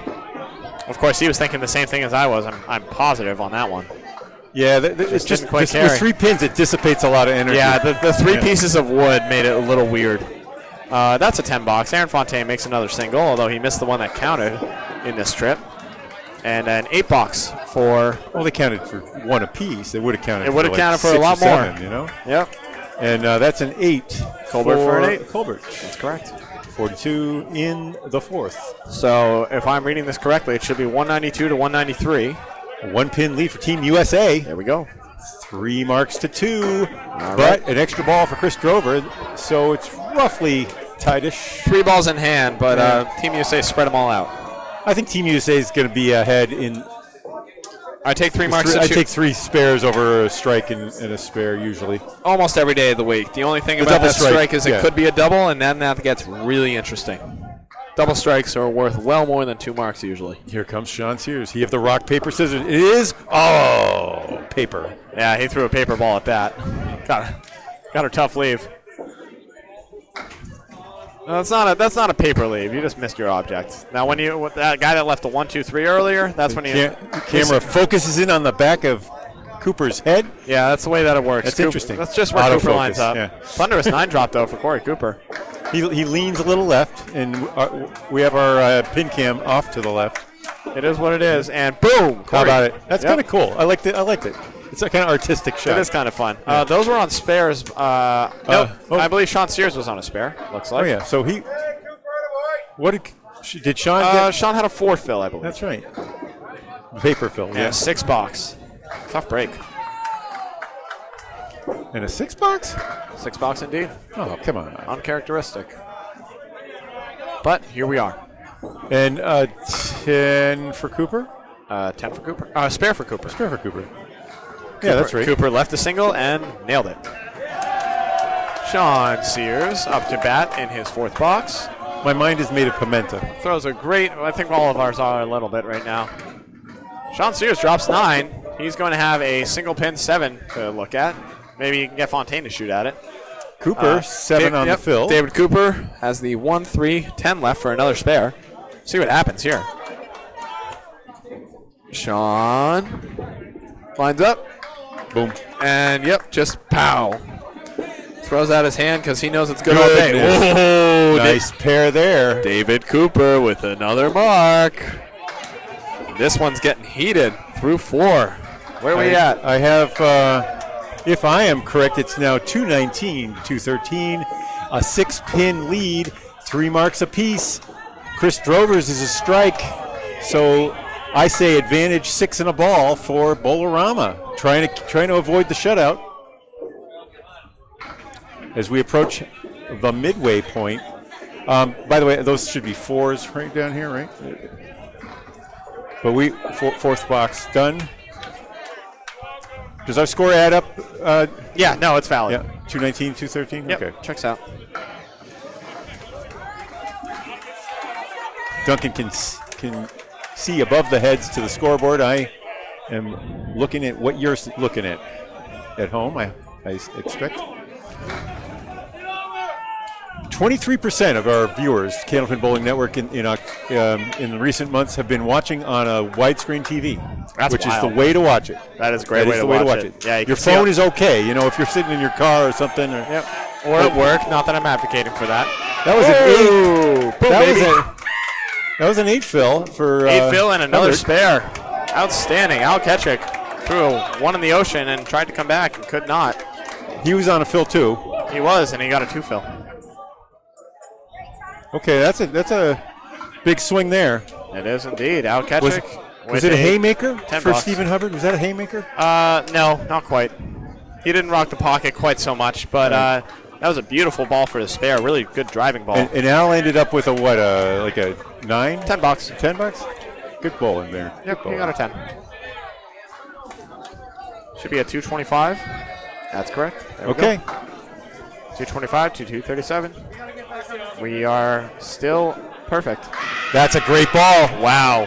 He's Stephen got Hubbard has found it certain right kind now. of a fling on that thing, Yeah, too. all of a sudden, the shoe's on the other foot for the leadoff bowler. Stephen Hubbard with a big 9, Phil.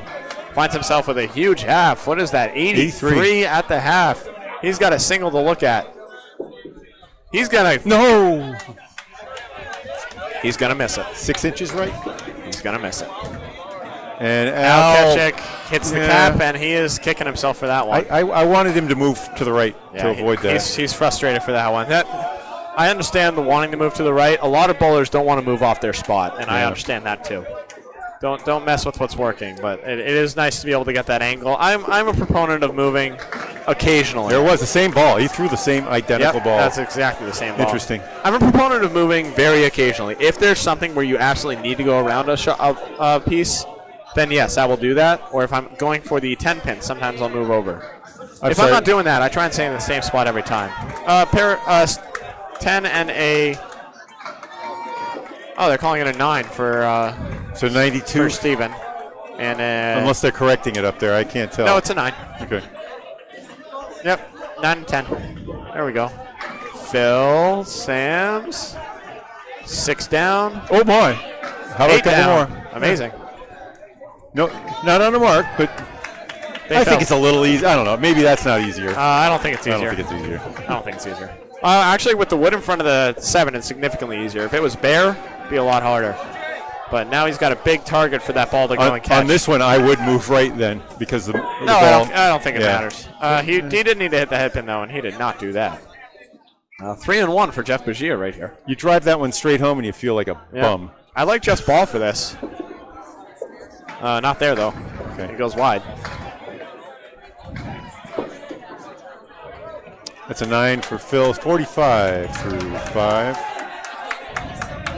at the half. Yeah, not the half he's looking for, but looks like they're going to ride it out.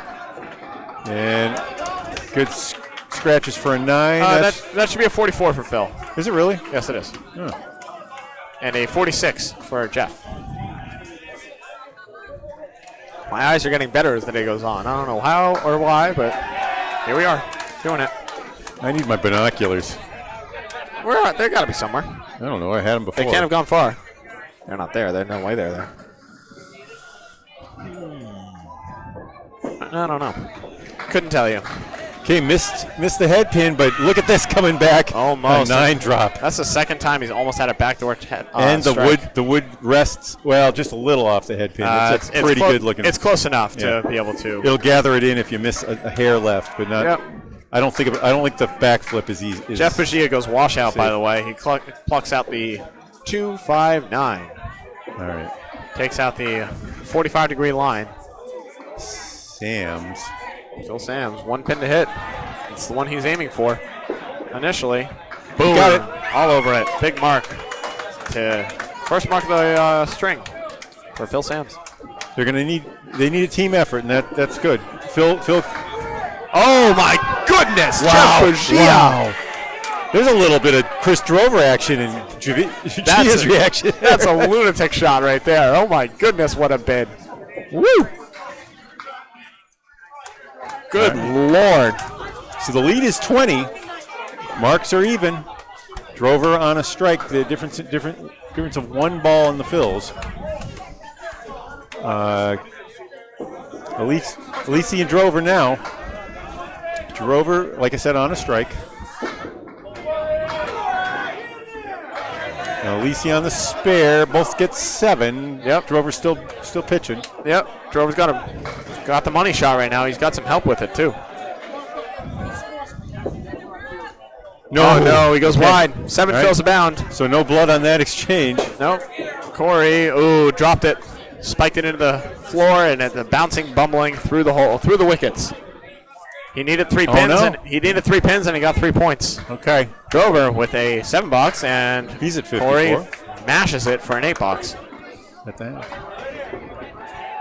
A little game. 54 and 61. So if my math is mathing. And they're at the half. This is the halfway point of the string. Yes. The final string of the day for the world competitors and Candlepin Bowling Network. Of course, this will be uploaded at a later time for all you folks, most likely. We're 17/18ths of the way through our day of covering the World Championships. What's the percentage on that, Bob? I'm going to go with 5.5. 94? 94.5. Yeah, right around there.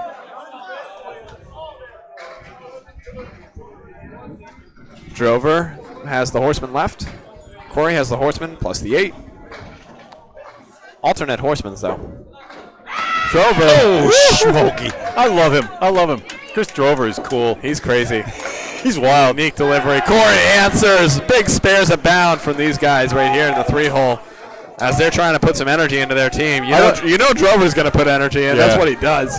Corey's trying to answer the fervor right now. I don't think I'd go shot for shot with Drover. No, but I do think Corey. Was a little more amped up than he would have been otherwise.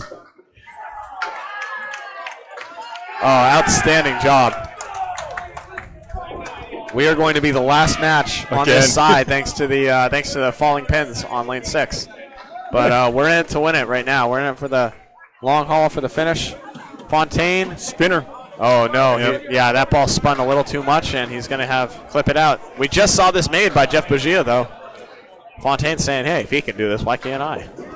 Those were fills. No, they weren't. They were not fills. No one's filling. No one's filling nothing. Those are Aaron's and Steve's, not Phil's. That's correct. Yes. No, Phil. The only Phil here is Sam's. Good ball, no connection. A little too heavy on that one. Didn't get the mix. And let's see it. How about it? Oh, grabs the single. That's such a tough leave to do anything with. 50 half. Yep. Fontaine plucks for a tough, very tough 6 box. He's at 55. Again, him throwing a 105, 101 is Bolarama's chip well below his average. Bolarama's building a relatively decent lead right now. 21 pins is not much, but it's more than they've had all match in any game. And they are going to. Is that head pin going to fall? No. He kind of wants it to stick around. Give him something to hit. Just when you said that. Well, he's going to get an extra pin for it. It's doing damage. Yeah. So is Aaron's, though. Fontaine is going to drop 9. He's got another single pin. There's a lot of wood on the deck for Colbert. Let's see how it screws in this. Not so straightforward, though. Let's see how he screws it this time. Left edge of that thing, maybe. I agree. I'd want to hit the pin, though. I wouldn't be too fine. That was a little too blunt. Oh well.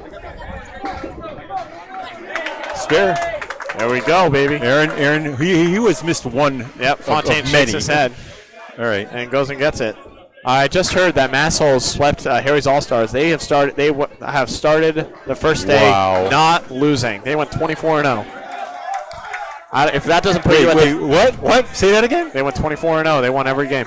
The mash shells? The mash cells. Yeah, whatever you want to call them. Whatever you need to call them. Yeah. That's an 8 and 58 through the 6th for Stephen Colbert. Yep. Fontaine has a nosebleed. So score match there, 295 for USA, 314 for Bowlarama. 295 and 314. Love those numbers. Those are the right numbers. Got a couple of marks to fill here. Looks like a pair of spares. Yep. David Cooper's been throwing a really good ball.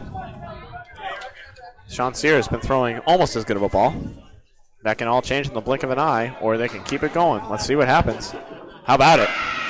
Wow, that's a blink of an eye. That's a pretty good ball. That was a 20 bucks. That's a pretty good ball. That's a big 20 bucks for David Cooper. Let's see if Sean can answer. It looks good. It's going to be a hair heavy, though. He's going to drop 6 on his fill. All right. Tough split here, 2 and 2. This wood's going to roll over. It's not going to do anything. It's just going to make this shot. It's technically slightly easier, but the margins maybe by a 0.25%. Boink. Smack. You called that one before it hit the pin. See, right out of his hands. Yep.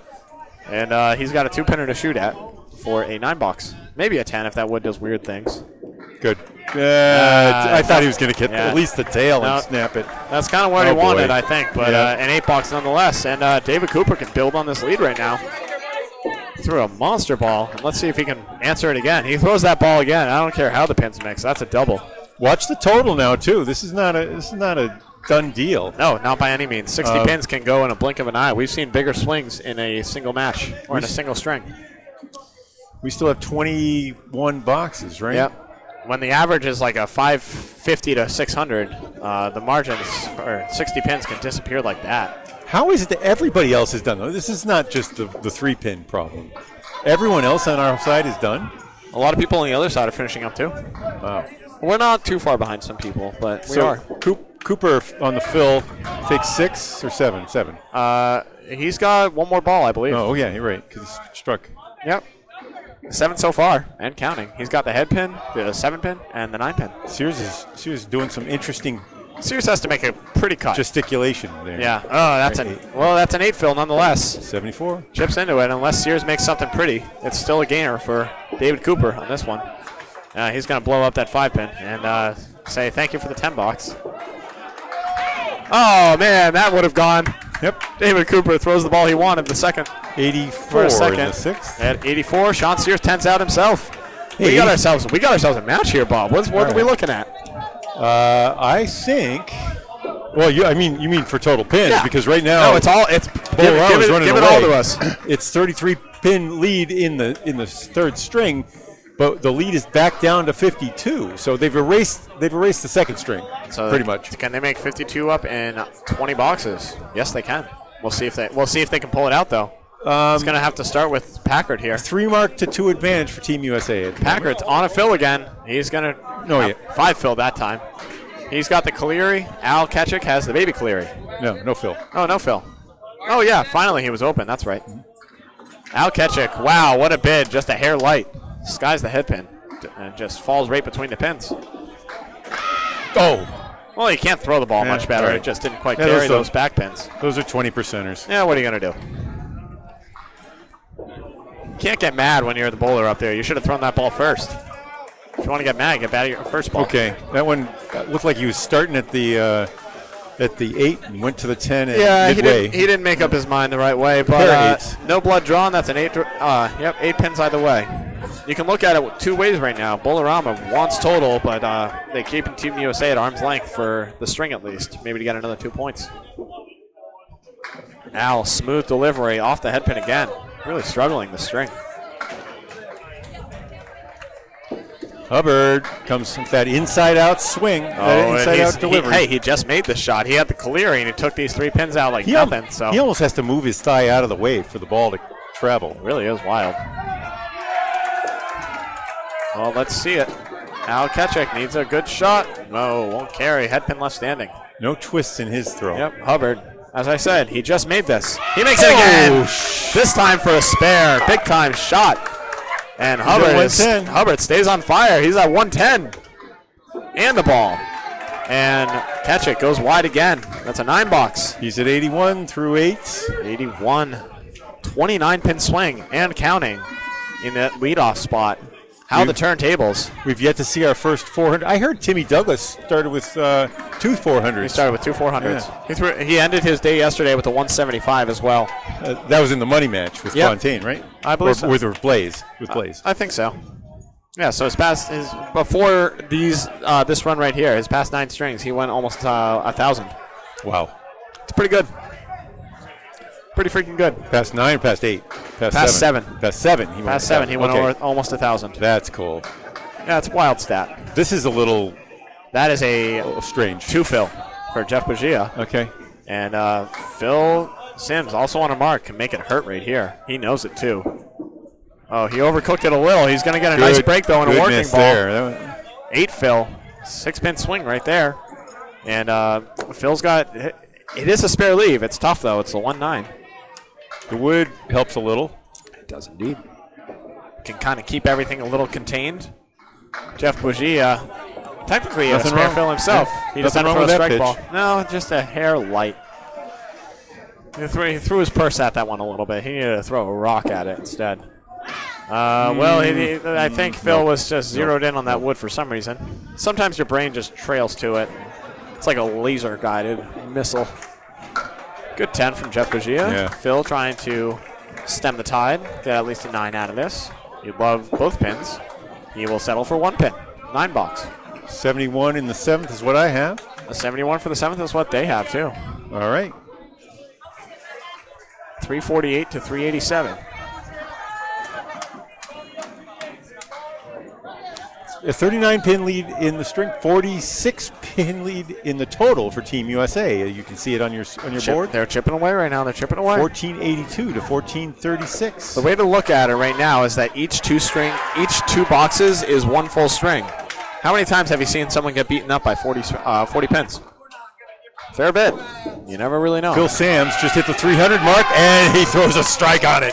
Oh, boy. That's a monster ball right there. Oh, boy. Jeff Bajia, let's see if he can answer right here. He has got the 6-pack. And if he goes open here, this is quite the swing. Oh, no. He's going to need an out now. He's got the head pin and also the triangle 4. I want to shoot the triangle here, but he's got to shoot the triangle. Shave the head pin if you miss. Shoot the triangle. There he goes. Yep, that's great out right there. Pro bowler. Yep. That's a 77. 77. Yeah, he's got to protect the total lead now. Exactly. It's down to 45. It's really split one way and half the other. 3 marks though, and 3 marks to 2, but still. Yeah, for either team. Yeah. Yep. Let's go, dude. Make it weird, man. You're close. Keep battling. You're close. Here comes.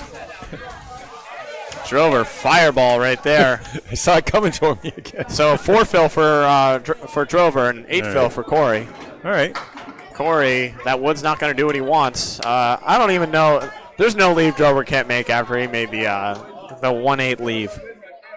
So let's just see what he does. I actually don't hate this. The wood's pretty good to take the back 2 pins. Nope. Oh, well, he hit the wood and took only 1 pin. He needed to hit the object there. Corey goes for an 8 box. That's one of the wilder pitches I've seen him throw. Yeah, he's it's a long day.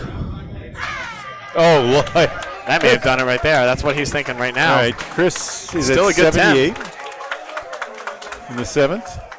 And Corey ended up with an 8, and that's I think 87. 8 fill, and an 8 box. He should be at 87 after 7. Does that match? Yes, 87 is correct. I can see it barely. Oh, 1-5.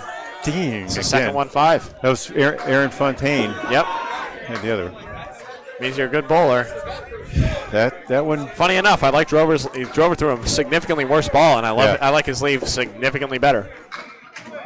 Oh, Corey put a good hit on it. Just about perfect. Can't ask for much better, but he's still got 4 pins to shoot at. That's the ruthlessness of the 1-5 right there. Really is an evil leave. You know, if he would only have 2 pins left if that had been a spread eagle in the traditional bent. Leads in the 40s still. Drover can spare this. Oh boy, he's gonna try and tear the roof down himself. Robert, when you get older, Just missed. Oh my goodness! It's coming. Oh man, he still touched it. Oh, that was so close. Yeah, he's trying to wheel that over right now. You see him pulling the string up there. He is desperate to get that mark. Oh man, he's letting it come to a stop. Yeah, but it makes a difference. Yeah, he's turning it down a little bit. Corey's gonna get an 8 box. Okay. Out of that nonsense. And Drover is going to get a 10. 88. That is a gainer.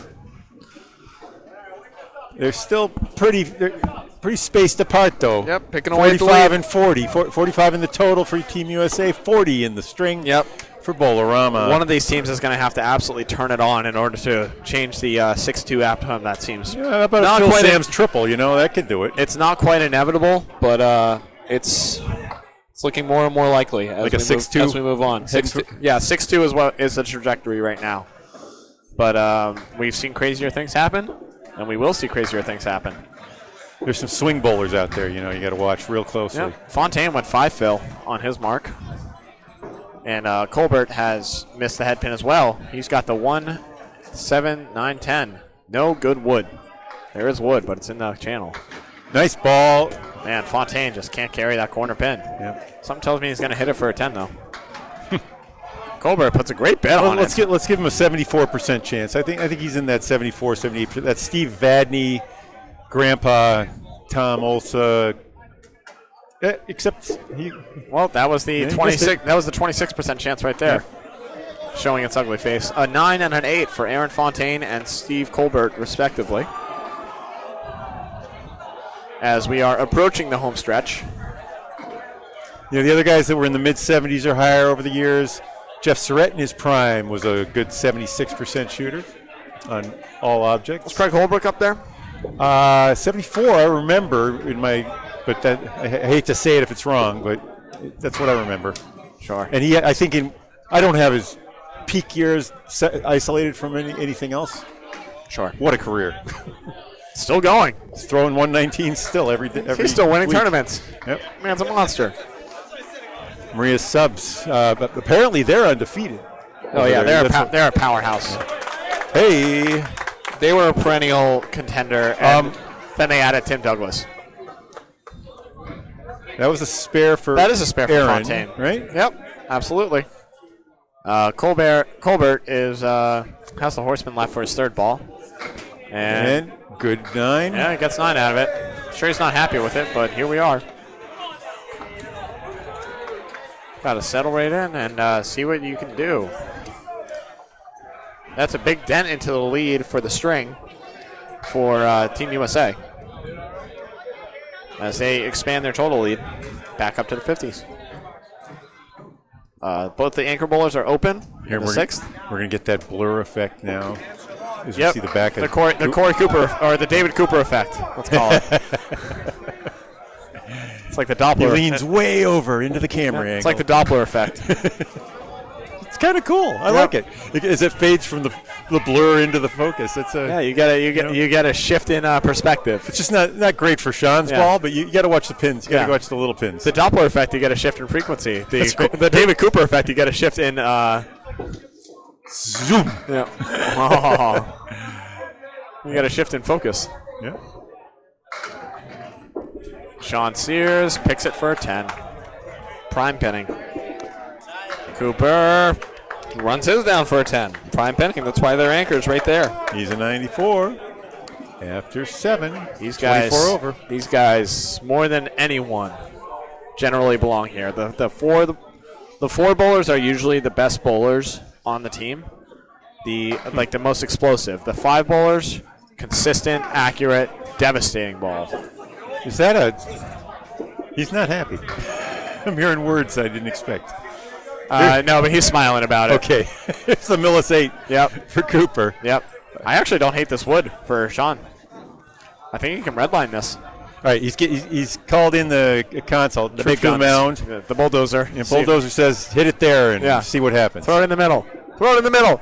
Boom. No! And a swing, but it won't go. That's crazy pants. David Cooper goes way wide on his 2-pinner. Mm-hmm. Wasn't particularly close on that one. Threw his rhythm with that trip to the mound. Yeah. Well, that's on him. He's an anchor bowler. He's got to be able to shake it off and come back. 9 for Sears. Yep, Sean Sears smiles it off, and David Cooper says, gee, dang it. Why didn't I throw that earlier? Yep. 104. He's the first to 100 this time. Out of the last slot. No, he's not. Is he? Oh, no. I'm sorry. Stephen Hubbard's Stephen running Hubbard was the first to 100. away with the whole damn thing. He's got 110 at a He's ball. going to be the first to 120 in a moment. More likely. Boink. Get over 7. Oh, tough. Interesting wood, though. Right. So that's a 7 fill for Stephen Hubbard.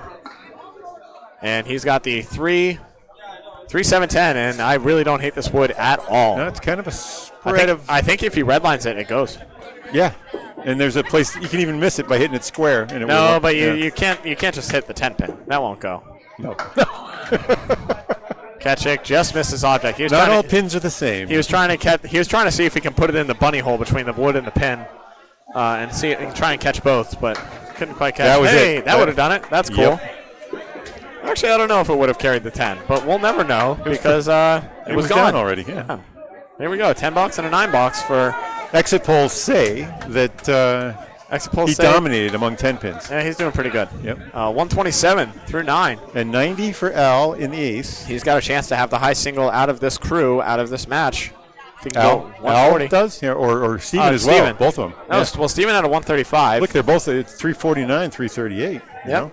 And Steven Hubbard, with the ball he's thrown, he can go catch him in a hurry. They're in the 9th, though, right? They are about to start their 10th. Yep. They were in the 9th, yes. Yep. Okay. Splat. Hubbard, a working ball, but a weird break here. Ketchick, smooth, sailing, 3-pin. He's got the horseman minus the 4. The horseman minus the forceman. The lead is sitting safely between 42 and 43. Yeah, it's really stabilized. Oh my goodness, it's gone. Wow, Jeff Bugia stays. Jeff Bugia again. I'm going to go home. It's a pop-up Jeff Bugia doll. Wow, Jeff Bugia appeared. Stephen Hubbard makes an outstanding spare. Al Ketchick tries to answer and can't. So he is now making that bid. That's going to be a 10. No, it's immortalized now. I'm so sorry to everyone else not named Jeff Bugia, and I am. Thank you. You're welcome, Jeff Bugia, for giving you all the credit on these ridiculous shots. Wait. Did he just get 100 with that 10? Yeah. Yep. 10 down for 100. All right. That means he finishes the day at 359, and Stephen Hubbard needs 11. He can't catch it. He needs an 11 fill. So Ketchick is going to be the leader. Yep. Well, Hubbard's going to get a 4 fill. Okay. Good place to leave it. He doesn't need to shoot the spread eagle. All right. How about a 141. 141. We were just saying we haven't had a 140 on these lanes all day. Well, there we go. Good way to finish. Stephen Hubbard in style erupts in that last string to help them take probably 2 points. And the high score for the whole side has been from Aaron Fontana, as I was saying earlier, is 159. I don't know. I haven't heard. We heard some cheers, but I don't know what happened. What else happened when we were bowling? 6-2 is looking more and more likely as no one can really make big strides into this lead one way or the other. Sam's on a strike, though. This is that place. If it were to double up. Well, that'll do it right there. No, if he goes spare on strike and Bugia goes open, this is actually Jeff Bugia. I'm positive. Are you sure? Yeah, I see it on it. I can see it on his thing. The problem is he's going to be done bowling, and I'm probably going to say his name one more time after these 2 boxes. It started when I came over and said, "Oh, Jeff Bugia is bowling." It was like Cooper or someone. That's right. I can blame you. Perfect. Yes. Thanks, Bob. And it stuck it in your ear. Triangle 2 for Phil Sims. All right. I would say this would be important to get. 8. That won't do. 89. I think it stays stable. Locking in. Yeah, it's just about 6-2. I think it was destined to be for a long time now. Oh, boy. And Jeff Bugia goes 1-9 just and in case misses the diamond 2. Everyone's life needs a little 1-9 action. No, it doesn't. That's rude. It's a very upsetting thing to say. Phil Sims goes 9 box. It's like a bad cold. That's horrible. And Jeff Bugia can't carry his 9-pin. It's 98 through 9 for Sam's, right? I believe so. And looks right. A 9 for Bugia puts him at 86. 86 is correct. Should be 452 and 508. 508? 506. 506. Yep. I like 506 better. 506 is much better because that's what we have. Phil Sams finishing up his final string. He's at 327 thus far. And how about a Cleary? Bob Cleary. He's got some help, though. Reach out someday, Bob, if you're out there. Never mind. He doesn't have help. That would somehow going to find the distance and skirt right by. Jeff Bugia, half Worcester. It's been a while since we've seen a half Worcester. Normally it's every place is halfway to Worcester.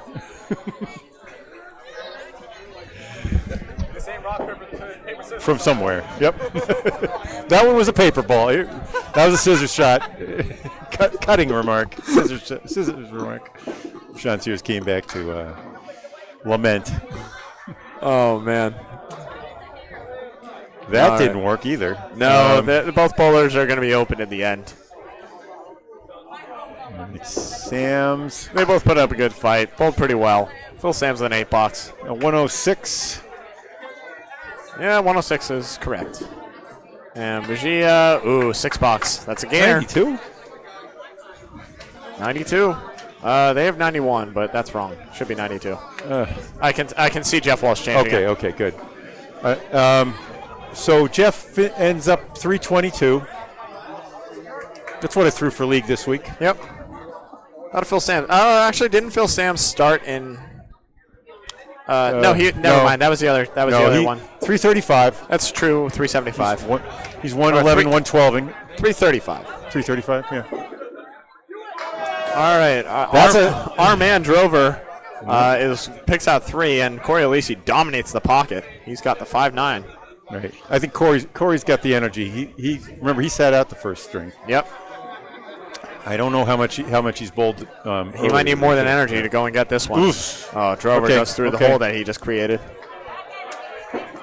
Corey gets it. Dude, big spare to. That's pretty critical. The lead had dropped to 29. Yeah, big spare to stop the bleeding for total.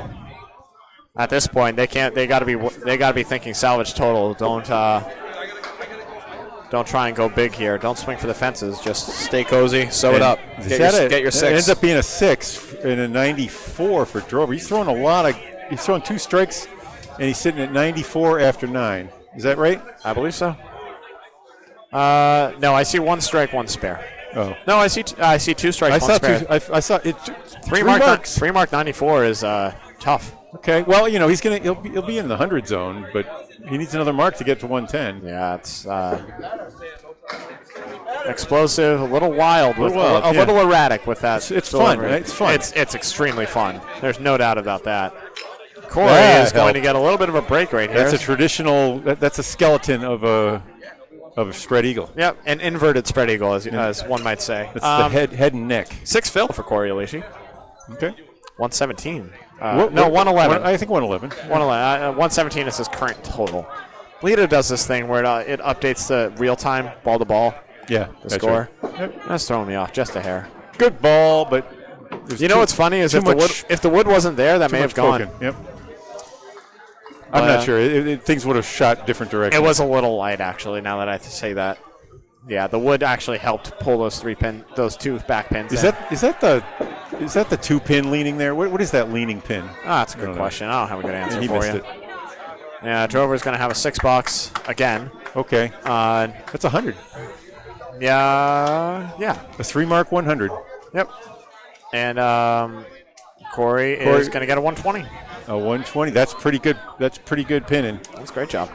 Did they each have 3 marks? I don't know. I think Corey had more. I think Corey may have had a couple more. 1, 2, 3, 4 marks for Corey. Yeah. It's only a 1 mark difference. 20 pins there. That's pinning right there. That was pinning. Yeah. Fontaine on a fill. He's the only one left on a fill. As we are winding down and just about sewn up. Yeah, he's living on that 2 pin right now. Ball is spinning wrong. I remember when I said I wanted to pull him. Not because. No, I recall. It's to save it. I want to save him for tomorrow. I don't want this to be the last you see of They have some what's stuck in his mind or anyone else's mind. They have some great bowlers that they didn't use in this match. Josh Riopel, Kevin Paddington, both outstanding bowlers in their own right. So they'll be fresh and be able to give Aaron some strings off here and there tomorrow. Yeah. 7 fill nonetheless for Aaron Fontaine. Colbert went wide on his spare leave. And Fontaine. Interesting. Went a little too far on his. That is a 9 box for Colbert. Okay. That puts him at 84, I believe. Yep. And Fontaine makes another single. No knocking that, man. He's missed 2, but he's made about 12. Hit it right in the teeth. And that puts him at 106. Yep. And this is just about all sewn up, if I'm not mistaken. 50 and 35. Yeah, it's all about semantics at this point. As we're going to wind down the first day. Yeah. There's no triple strike there, no triple strike here. Yep. And we're done. Well, we've seen some great bowling. We've seen some not so great bowling today, Bob. Huh? Yeah. Ouch. that was a pretty good shot. It's all semantics at this point. They're chilling. There's something about the sides, though. The sidewalls here are. You got to think about that. When we were bowling in the singles qualifier, there were people on both sides. I don't know if they balanced that out. We're seeing significant differences among, not exactly random samples. It was a random draw of what team is on what division, but clearly the side to our back, lanes, They were scoring 17, higher, right? 18, 19 to 30, 36 seem to be scoring much higher. Yep. I'm not surprised. The bowlers are anyway, Although I will say, I think that Austin Barnes threw his 200 on this side. $10 Okay. for Aaron Fontaine. $8 for That was a 160. Stephen Colbert to finish up. And a 92 for Colbert, right? Is Yep. that right? That's looks correct and is correct. We have 543 to 510 up there. Yep, And we're good. We're matching. We're for matching the as day, you can see it for yourself. But Aaron Fontaine 337, Respectable. Colbert 293, Less respectable. and The mishmash of David Cooper and Ezekiel Ezekiel are going to get over 300 most likely on the back of a really nice last string by David here's Cooper. the delivery. Rock, paper, scissors. That was a rock That was shot a right rock there. shot. That was no slice there. Nope. Oh, David Cooper almost makes the most unorthodox cluster I've ever seen.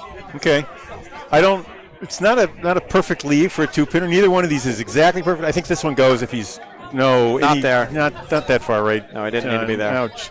Fontaine throwing his hands up, and Sean Sears is just laughing about it. He knows it's over. There it is. You had to come in like that. Yeah. Take the front pin into the back pin. Yep.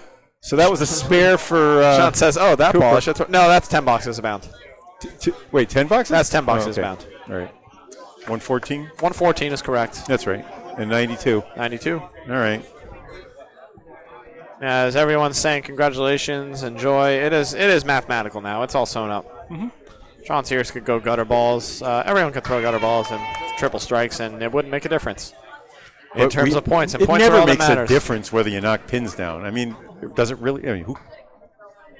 Does it change the world if the 5-pin falls or stands after you hit that pocket? No, it doesn't.